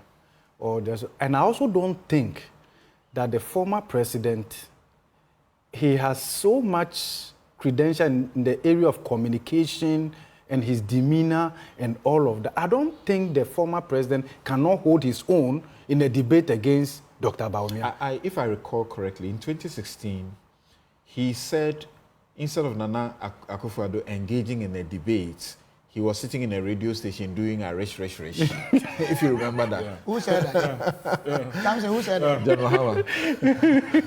Okay, so I don't think that the former president, Mahama, I have a lot of respect for him. They have said so. In as much as I have a lot of respect for Dr. Bawumia, I don't think the former president cannot hold his own in a debate against Dr. Bawumia. But I believe that they are all doing their mathematics. They are all looking at the calculations and all of that. So from that perspective, I think we should respect their individual rights and all of that. But if it's that important, do you think Dr. Kwame Asante says, for example, that it's unfortunate we have not institutionalized debate, though it's a good program. Since you have not institutionalized it, you can't force anybody. Do you think we should come to a point where it will become obligatory? Yeah, we need to move our democracy forward. And I will lean towards that. That's why I said I would have loved a debate. It will help us for some clarifications and all of that. But I don't really think that in the circumstance and from now to December 2027, a mere debate would change the outcome of the election. I could be wrong. I could be wrong. Prof, I beg. No. Even the undecided? No, I'm because you see, if you look at every single projection and analysis and where it's pointing towards, it tells you why the MPP, the Dr. Bawumia has to do a lot more and again impeach himself directly with the former president. But I think that, again, if you look at, again, IEA and how it's been done over the years and the procedure and all of that, I think that if we want to institutionalize it, let's have the conversation. Okay. So that we know that it's part and parcel. Are we having it once or maybe did twice? Did IEA do anything wrong by making the announcement that it's going to do presidential candidate and vice presidential candidate debate, which is something it has done since, is it 2012 or so? Yeah, I don't know the level of analysis based on the past presidential debate they've organized, because we've had instances where some flag bearers didn't participate, yes, and all of that. Probably I would have preferred that before they came out with the announcement, there would have been some level of consultation that would have also shown respect and accommodate the views, try to find out what are their challenges. Okay, and all okay, of that. you are interfering. But I think that we should not fault the NDC if they say they will not participate. Each political party is looking at it from their strategic point of view. I would have loved a debate, and that would have been helpful. Okay. But at the end of the IEA day, has been doing this since 2000, and it has been consistent. Even when they boycott, the major parties boycott, they still do it. Yeah, and if you look at instances, 2016, somebody boycotted the debate. Did it change the outcome of the election? That's why I'm saying that these political parties... boycotted and won. Yes. They know what they are doing. They look at it from a more strategic fit. Look, they are not, I don't want to use the word that they are serious people. They have strategists, they do all the analysis, the back office, they feed the flag bearer and all of that. So at the end of the day, so if you see Dr. Bawumia calling for it, he needed it more. He needs it more. He needs to, because there's a lot of But you grounds. say it is necessary, we should have it. I think that it will be helpful. We should have it. I would have loved Okay, that. I'll share some of the comments coming in from our viewers with you. And Divine says that, please, the NDC does not need a debate with Bawumia to sell itself to Ghanaians. A debate with Bawumia will only serve as a platform for the latter to try and revive his credibility. It appears the NPP always has different meanings for words and phrases. Today, engaging the media means engaging in political platform campaigns. Dr. Santis says that it is good. Okay, I'll share that message just fizzled out. This one says, the recent Trump-Biden debate, only 5% said they would be swayed by the outcome of the debate. So the impact is insignificant. And this is coming from Fred 5%. In Adenta. Then this is from Echo. He says, Bawumia has almost never granted an interview in all the 7.5 years of his vice presidency. Ooh. He has never sat anywhere to take questions from the media. But that's if you say the campaign, but the 7 years, he's not sat with the media to take questions. Okay. It depends on how you see it. Well, he was in Asempa studio where he talked about... Okay. Ken says, you see empty heads. When it came to substance, it was fumbling. But when found his voice profoundly loud on matters of campaign. Okay. Then this one, Sami says, engaging the media is different from engaging and covering your activities. Engaging the media means subjecting yourself to be asked all manner of questions about your vision and what you have done. Also, can Bawumia also answer the 170 questions he asked Mr. Atta? He has never subjected himself to the media. Okay, so that's another person confirming what the other one said. This one says, does Dr. Amwa know the difference between media coverage and press conference? The two are different. No, I never said thanks for your you were arguing with me over that. No, I never said they were the same. Stickers should be serious. Should be serious. Should be serious. That's why you are running the country. If people are not paying tax, you should blame the government of the day. Samson, please give Prof more time to talk to us about the budget. All the All right. statements are against me. Yes, I'm selecting the ones against you to read, if that's what you want me to hear. You want to hear more. I never said the two were the same. So Anyway. Watson says that politicians use spending to measure achievement, but this is entirely wrong in the measurement of outcome and impact in economics. In economics, let the politicians know that we don't use spending or expenditure on social media interventions like school feeding to tout ourselves as achievement. We can spend on something, but it does not measure outcome. Those spending can go to corruption. Yeah. All right. So, and then Ernest says, what the professor is saying is exactly my issue. If all the money we have borrowed is not manifesting in our lives, then it must be in the people's pockets. Borrowed your feed corruption, and this is why we are where we are. All right. I want to pause here. I've got a lot more messages. When I come, I'll try and share a few. Then we will continue. Thank you very much. We'll be right back. You're welcome back. This is Newsfile. It's your most authoritative news analysis platform. And here on Newsfile, we put Ghana first. And my guests you have been listening to so far and watching: Godfred Bokwing, Professor of Finance and Economist, University of Ghana; Dr. Stephen Amoah, Deputy Finance Minister, who just taking leave of us as we go to the next issue. He's the MP for Nshaiso. And for his sake, let me make this statement. He's unhappy, Stephen is unhappy that I confirm or corroborate the text message by somebody that he has interpreted or he defines coverage to be the same as engagement with the media. He says he didn't say that, and my confirmation of it to the texter is wrong. To that extent, I withdraw the confirmation. Play the footage and listen to it for yourself, whether he said engagement and coverage of the media are the same.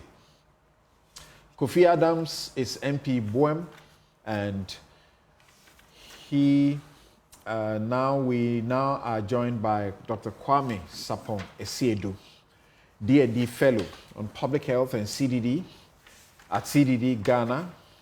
Thank you for joining us, Dr. Kwame Sapong Esiedu.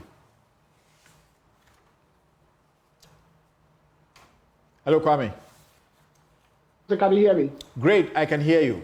So let's go straight into this issue. And I don't know whether I should say, here is your stone, take it.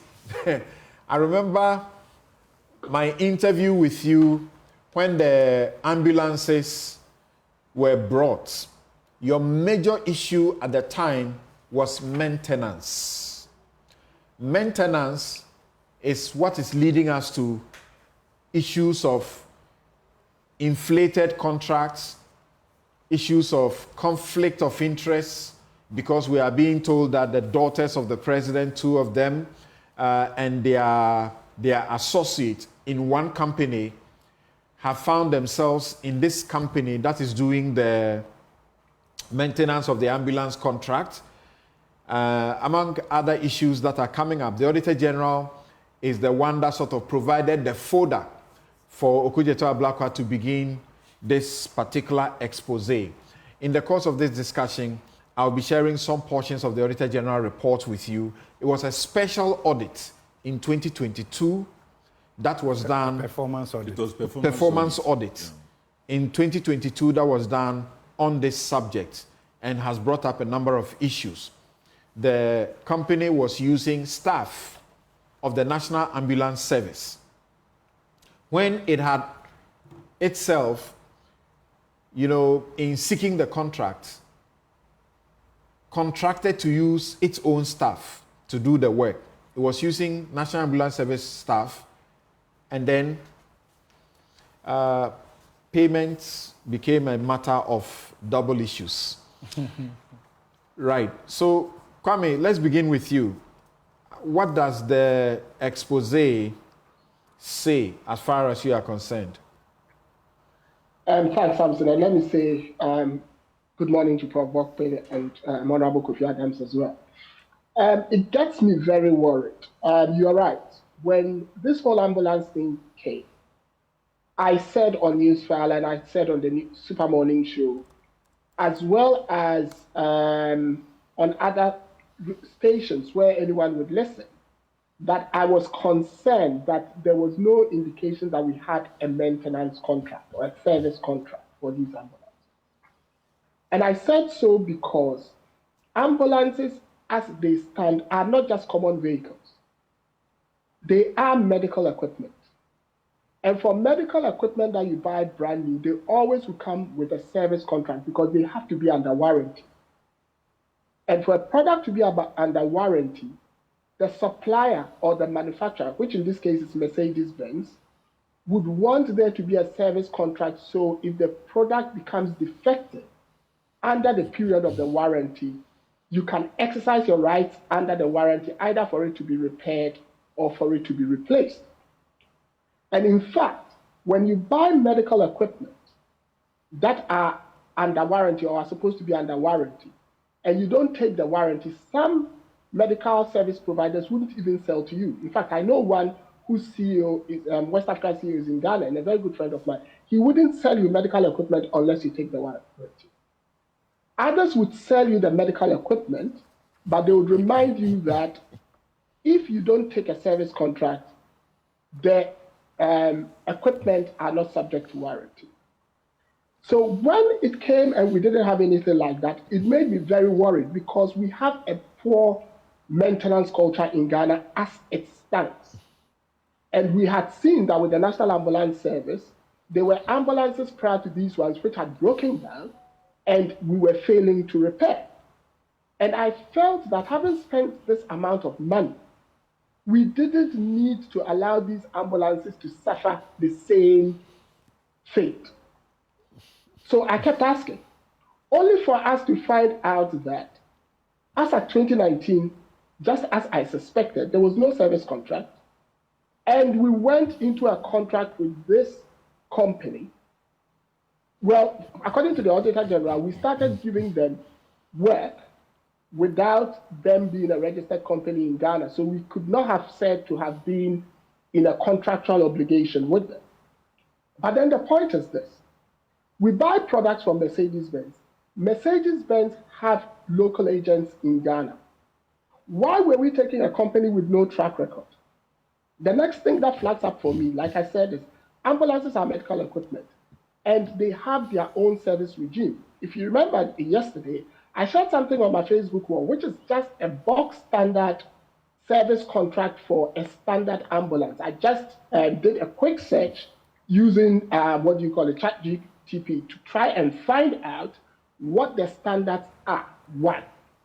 And you clearly realize that the equipment on be it the oxygen tanks, be it the defibrillators, we don't have time, so I cannot name them all, have their own servicing routine. And more importantly, they also have what we call their standardization and calibration routine, because those equipments must meet the required standards of the Ghana Standards Authority.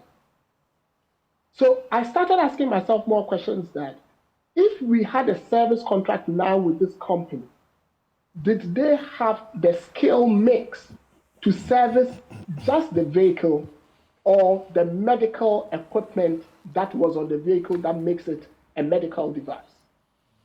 Then I read and I picked up that they were using National Ambulance Service staff. And that rings an alarm bell. Why? Because if you look at standard service contracts for ambulances, you realize that some things have to be done daily, some things have to be done monthly, And calibration normally is done either quarterly or half yearly. So often, the company that supplies you with the ambulance will train staff of the Ambulance Service Authority to be able to do some aspects of the calibration and other things. So I then felt that Mercedes-Benz may have trained some staff of the National Ambulance Service to actually do some aspects of the calibration, but ultimately, the Ghana Standards Authority would have to verify whether the calibration still retains the standards as permitted by our laws. Then I find out that, okay, if we have provided this training for these people to be able to provide some of the standard, servicing and maintenance for the ambulances, why are they being paid by the taxpayer and then working for another company, which then bills the state? So it's like they're being paid twice. What I don't get is, was the company paying them as well? So were they getting double salary, or the company was using them to fleece the state? The Auditor General says they had over-invoiced. And I'm asking myself, so how did we get into this contract even with them?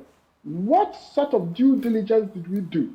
Because yes, I can see the argument that people would say it was a new company, they might not have a track record. But I also know that someone might form a new company, but if the employees or the leadership of the company have the track record, because maybe they work for other ambulance service companies and have the track record and have their own licensure, they could be given the contract, because that would not take away the fact that the expertise is there. I don't see that from this company as well. So by and large, I think there are a lot more questions that are being asked. And that was why yesterday I was saying, I worry because we are treating these ambulances like just normal vehicles, where you change oil, spark plugs, air filter, and that. This is not. This is bigger than that. And therefore, we need to look in seriously, because have we even breached our warranties? Is that why, if you look at the cost of the spare parts that we are going to buy, some of them per unit for each ambulance is higher than buying a new ambulance. Is it because we breached our warranty, so it's costing us more? All these things are things that we need to look into. So I think that there's a lot more to this story. There's possibly a lot more rot than we actually see. Interesting. Now, you hold on. I'll come back to you to look at the other aspect of the Auditor General report itself, about how the ambulances are used, including circumstances where accident and mothers who get into situations who are supposed to be ferried to where they need without being asked to pay money. The Auditor General found that they were actually taking money for emergency relating to road traffic accident, maternal and pediatric, as well as labor cases where they were not supposed to take money.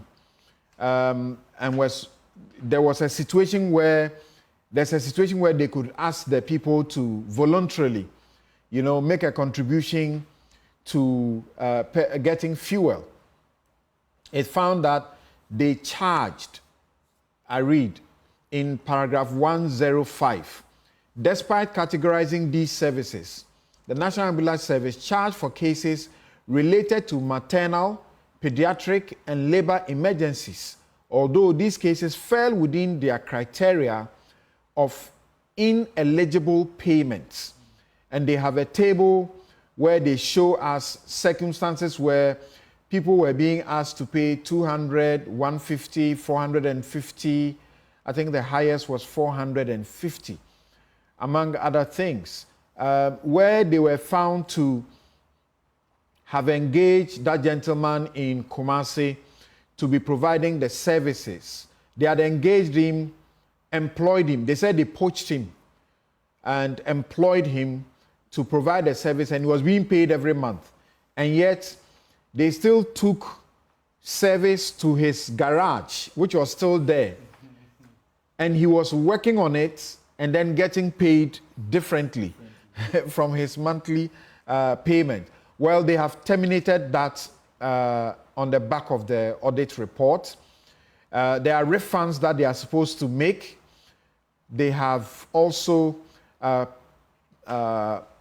it were, pursued the refunds, both from, I think, that gentleman and also from the service company where, in Okudjeto's letter to the special prosecutor, he made this suspicion. He says that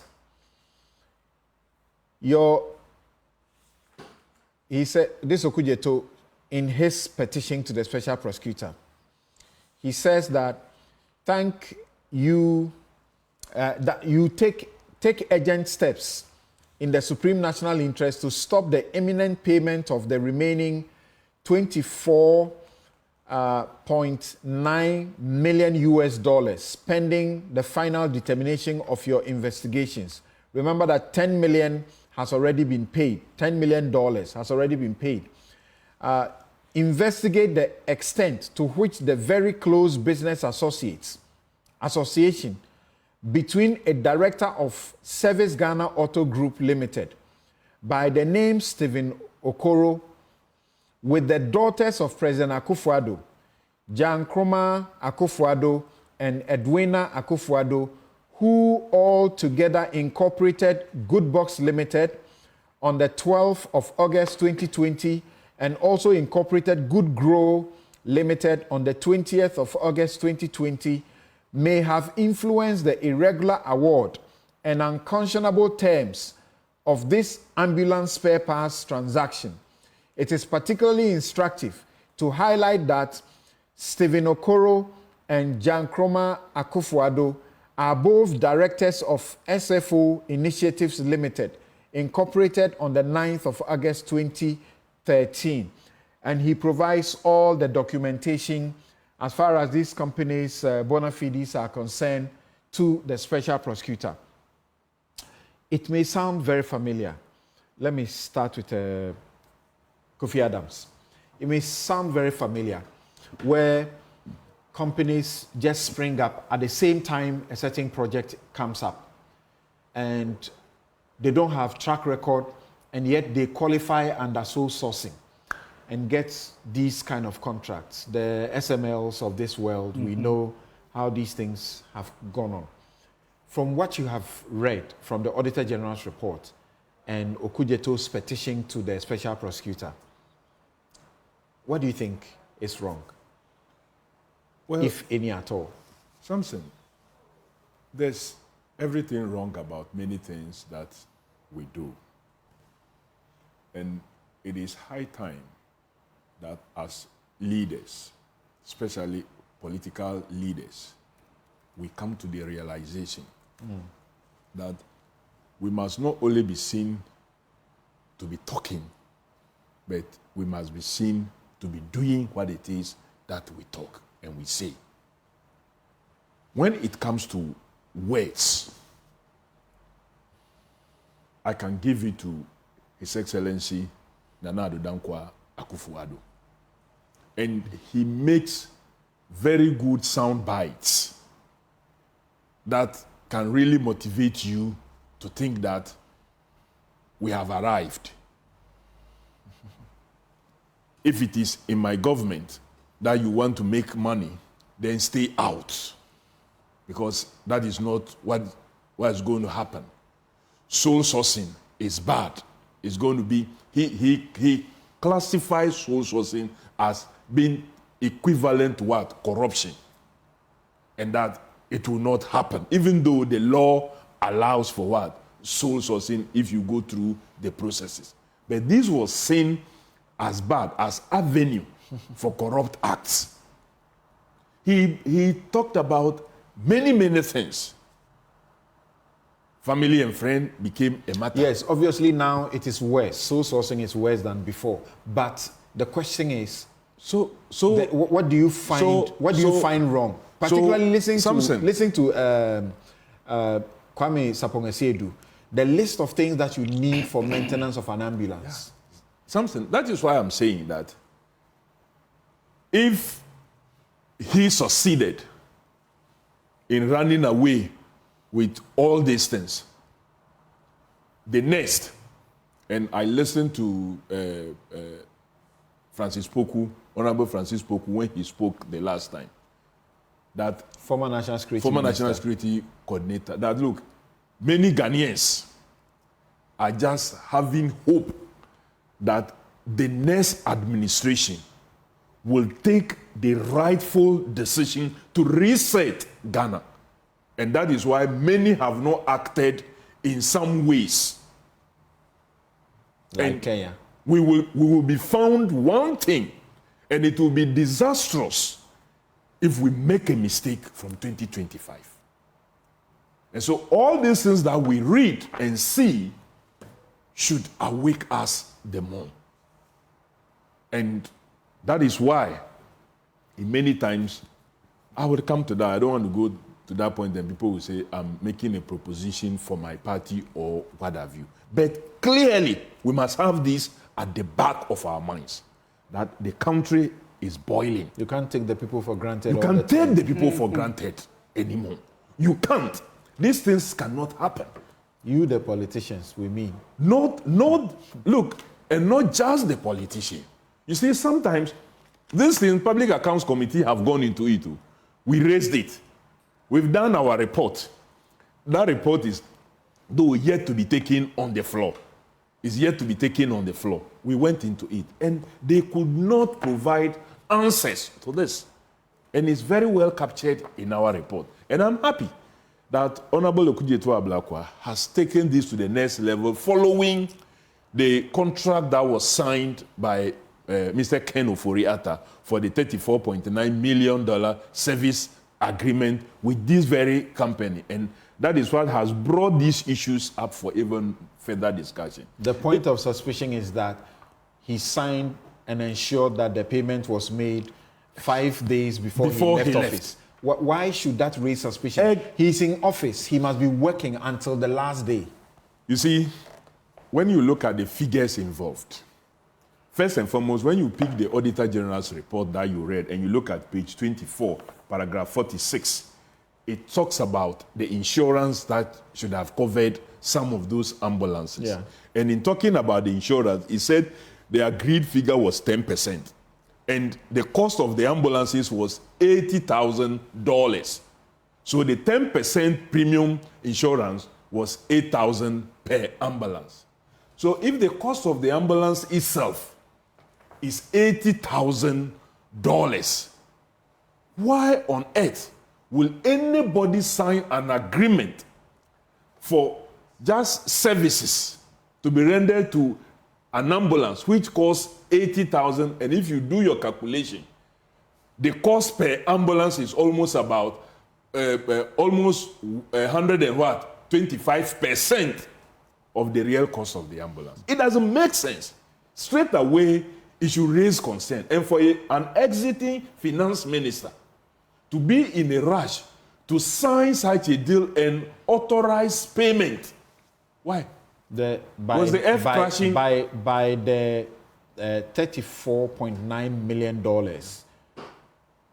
maintenance per ambulance will be $113,695,000 US dollars. Which is about 33,000 plus more than the cost of a new ambulance, which was quoted here as $80,000.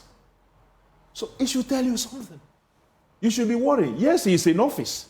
But if you look at the figures, and then you see the rush with which payment was made, and when you observe that many other companies are not being paid. Look, Indum's bank and the problem they had, is it not because a lot of persons they lent money to were not paid by government? Some of the contractors who took money from them were not paid. And so he suffered. Now he's lost his bank. If you look at the speed at which money was made available to this inexperienced company to service our ambulances, something was happening somewhere. And that is absolutely not right. It could be coincidence. Well, something then that they are lucky to be paid within a short time. Then the coincidence is just too much. Like yesterday, Bank of Ghana appeared before us when we were looking at the foreign exchange receipts and payments. We observed that in a particular table, the Gold Key company that was building their headquarters in both 2022 and 2023 received the highest payments when many other companies are receiving nothing. In 2022, they received over $35 million. In 2023, they received over $82 million. Meanwhile, Ofanko to Nsawam Road received nothing for 2023. So because they have control over the funds, they decide what to do with it. It is disbursed arbitrarily. That's what you're suggesting. That's what I said. Okay, and so that is what the finance minister sought to do because of the relationship that is being exposed now, the connection, the links. Let me take my final break and I'll come to Professor Bokwin. For those of you who don't know, you're asking, what's Prof. Bokwin going to talk about this here? He belongs to the Advocates for Christ. You should follow one of their programs one of these days. And you see the things they talk about. We'll be right back. You're welcome back. Now, let's hear from Professor Bokwin about this ambulance maintenance contract. And I asked the question to Kofi Adams, but I don't know if he actually got me. If you see the list of things, items that go into the maintenance of an ambulance, as shared with us by Kwame Sapong-Esiedu, it may be said that the amount for maintenance is reasonable. More than the cost of buying, then you might as well just throw them away and just go and buy and all of that. I mean, given the circumstance, it's very difficult to make that argument. But I'm also curious, reading the report, that between 2014 and 2019, 149 ambulances were lost within such a short time. I mean, then it means that it's going to be very difficult for us to maintain this ambulance and have them serve Ghanaians on a more sustainable level. But if you have followed development in Ghana, this ambulance story is not strange. It's characteristic of a lot of the things we see across different ministries, departments, agencies. It's as simple as that. Whether you talk about the contract from GRA, many of them, because the reality is that there are quite a number of Ghanaians who can only make it off things like this. And they are always looking for opportunities. Always looking for opportunities. Explain, what do you mean? These are successfully unemployed people who, other than being in power and living off the state through channels like this, probably will not have been able to sustain their lifestyle. They are one too many. And they are the reason why, when you see them following the politicians and the rest of them, it's not for the common good. And that is why you will see contracts like this, and it's difficult to come to terms with, because they think that once I get this avenue, I have to retire on the basis of this. And that is what you see running across. It's not only independent of the cost of servicing and the rest of them. Samson, when you read Auditor General's report, you just see the level of abuse of people collecting money from vulnerable people and the rest of them and not accounting for that. You see that it's pervasive, taking advantage, trying to make it. I mean, the little opportunity is not about the common good. It's about how my interests can be accommodated. It's how I can take advantage. So it's the same thing. So those who have access to little are still stealing little. Those who have access to more are stealing more. That is all that is going on. It's very difficult, and I believe that maybe we should have more of this performance audit, so a lot of things can easily be identified, and we see how we can correct them. This is not my area, but I think there's one thing that the managers of our economy and politicians will understand, that 3 years ago, we were not talking like this. 4 years ago, we were more sympathetic for government. That's right. That is changing. And it's even going to be more intense from 2025. So, because the point is that increasingly, Look, there are so many Ghanaians who go to bed not being sure where their next meal will come from. What we call development. So today, a government comes and says that if you want to know the roads we have built and everything, go to a certain website. Come on, that's not development. So you mean that if it is there, we can't see it? If the roads are there, I can't see it, and all of that. Please, politicians, whether in opposition or in government, Ghanaians have endured just too. We are getting to the point where we can't take it anymore. Prof, ordinary street lights and traffic light. I was in this studio, I think about 4 weeks ago. The street light just in front of us here, the intersection wasn't working. I thought today, by the time I come, it will be working. Still not working. The Auditor General's report at page 35. So it's a 108-page report. And I invite you, Ghanaians, let's do beyond just listening and being doubtful as to whether the MP is talking facts or even the media is dealing with facts. At page 35, the heading is the MOU with that company did not inure to the benefit of the National Ambulance Service. And they give you a whole story. They talk about inflated invoices, among other things. Collusion. Yes, you come down to page 41. They talk about inflated invoices to the detriment of the National Ambulance Service, despite the use of staff of the National Ambulance Service to carry out the maintenance activities. Provision of ambulance services in the country cannot be sustained. Then they talk about how they are using the staff. They should use their own staff. They gave the impression that they will get staff. And you find places where the ambulance service staff, you have about 6, and you have one person from them. Does that suggest to you that they were actually not set up to do this job? Well, this is a clear case of seeing an opportunity and taking advantage of it. Not that you have the experience, you have the capacity to deliver on the mandate. And I believe that if we were following competitive tendering and doing the right thing, this company wouldn't have been selected. Samson, wouldn't have been selected. This is what So under sole source, if you don't open up for competitive tendering, sole source, the regime is very restricted. Either you have expertise, either you have proprietary, rights over something. Either there is a catastrophe. Or maybe because this is emergency, makes it just emergency, right? Okay, even for the service of the ambulance. So it's emergency. Look, Samson, this is where I will borrow Justice Jones Doche's words and add just one. It is clear indication of create, loot, and kill. Not share. Not share.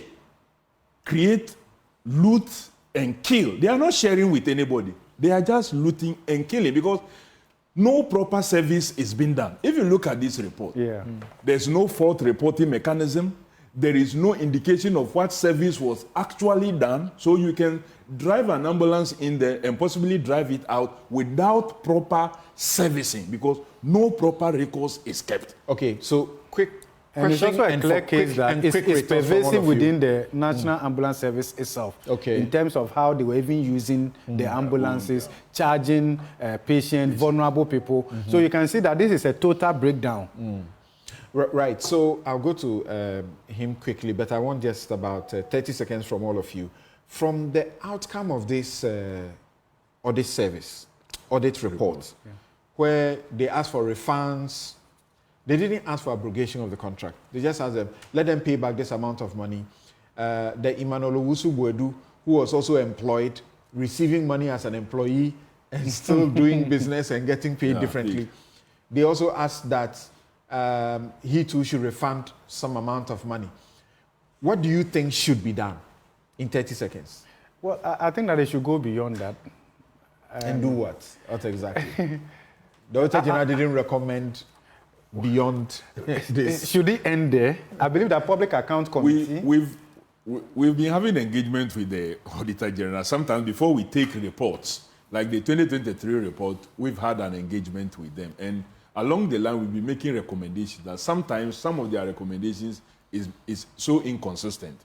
The same offense somewhere, they will recommend for application of the relevant sections of the law. In another, they will ask the person to just refund. So they now tell us that as a committee, we have powers to make other recommendations other than what they have made in their report. I think I also lean towards that. That's why I was asking whether it ends just here. Are you disappointed that this Auditor General will not do what Domlevo used to do, which is backed by the Constitution and the Supreme Court through the Occupy Ghana case also affirmed?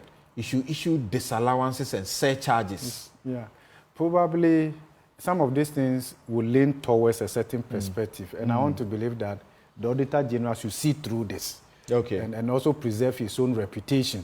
Because at the end of the day, you will leave the office as an individual. Exactly. And your own CV will be rolled out to you one day. Let's wait to see what the special prosecutor will do. The special prosecutor also issued a statement I'm very curious about. It says if it determines that it has the mandate to investigate it. You have the mandate to investigate procurement but he's been minded by the language and actions that have been taken against him in recent past. The special prosecutor should be upfront and say, this is in relating to procurement, and that is my job, procurement-related corruption. Samson, he held a press conference not too long ago, and he said he used a certain account term, Anko. Yeah, but if he thinks that he can't do the job because of all that has happened, then he should resign. If he resigns, worse things will happen. Yeah, but what I'm saying is that if you are there, let me give Kwame the last word. Kwame, when you read the report, I'm not talking about Kujeto's petition. You hear that the response time, they are doing averagely 20 minutes or so. They are supposed to do between 5 and 8 or so, if my recollection of my reading is correct. What do you say about such things and how some people can ask for fuel? There's fuel coupon given to people within the regions to distribute to those who are managing the ambulances. And some of them, it can take them weeks before they get the fuel coupons. So they can't also help, but asking the people who need the help to pay them fuel money. Well, Samson, I'll end it this way. This whole thing was deliberate. It was deliberately planned. Because it makes no sense that in 2019 we didn't go into a service agreement. If you go back to my last interview with you in 2019, I also talked about there being a lack of a budget line for running these ambulances. So all the things that the Auditor General has pointed out actually were pre-seen by some of us. We saw it coming because they had created those avenues. And the last thing I'll say is, you are talking about $33,000 more than the cost of an ambulance. Why? Because probably we are buying the parts. One, they are inflated. Number two, at higher prices because we didn't take a service agreement and are out of warranty. Okay. That is very, very deliberate. Someone somewhere sat down, did this, and wanted to exploit it. And that is why...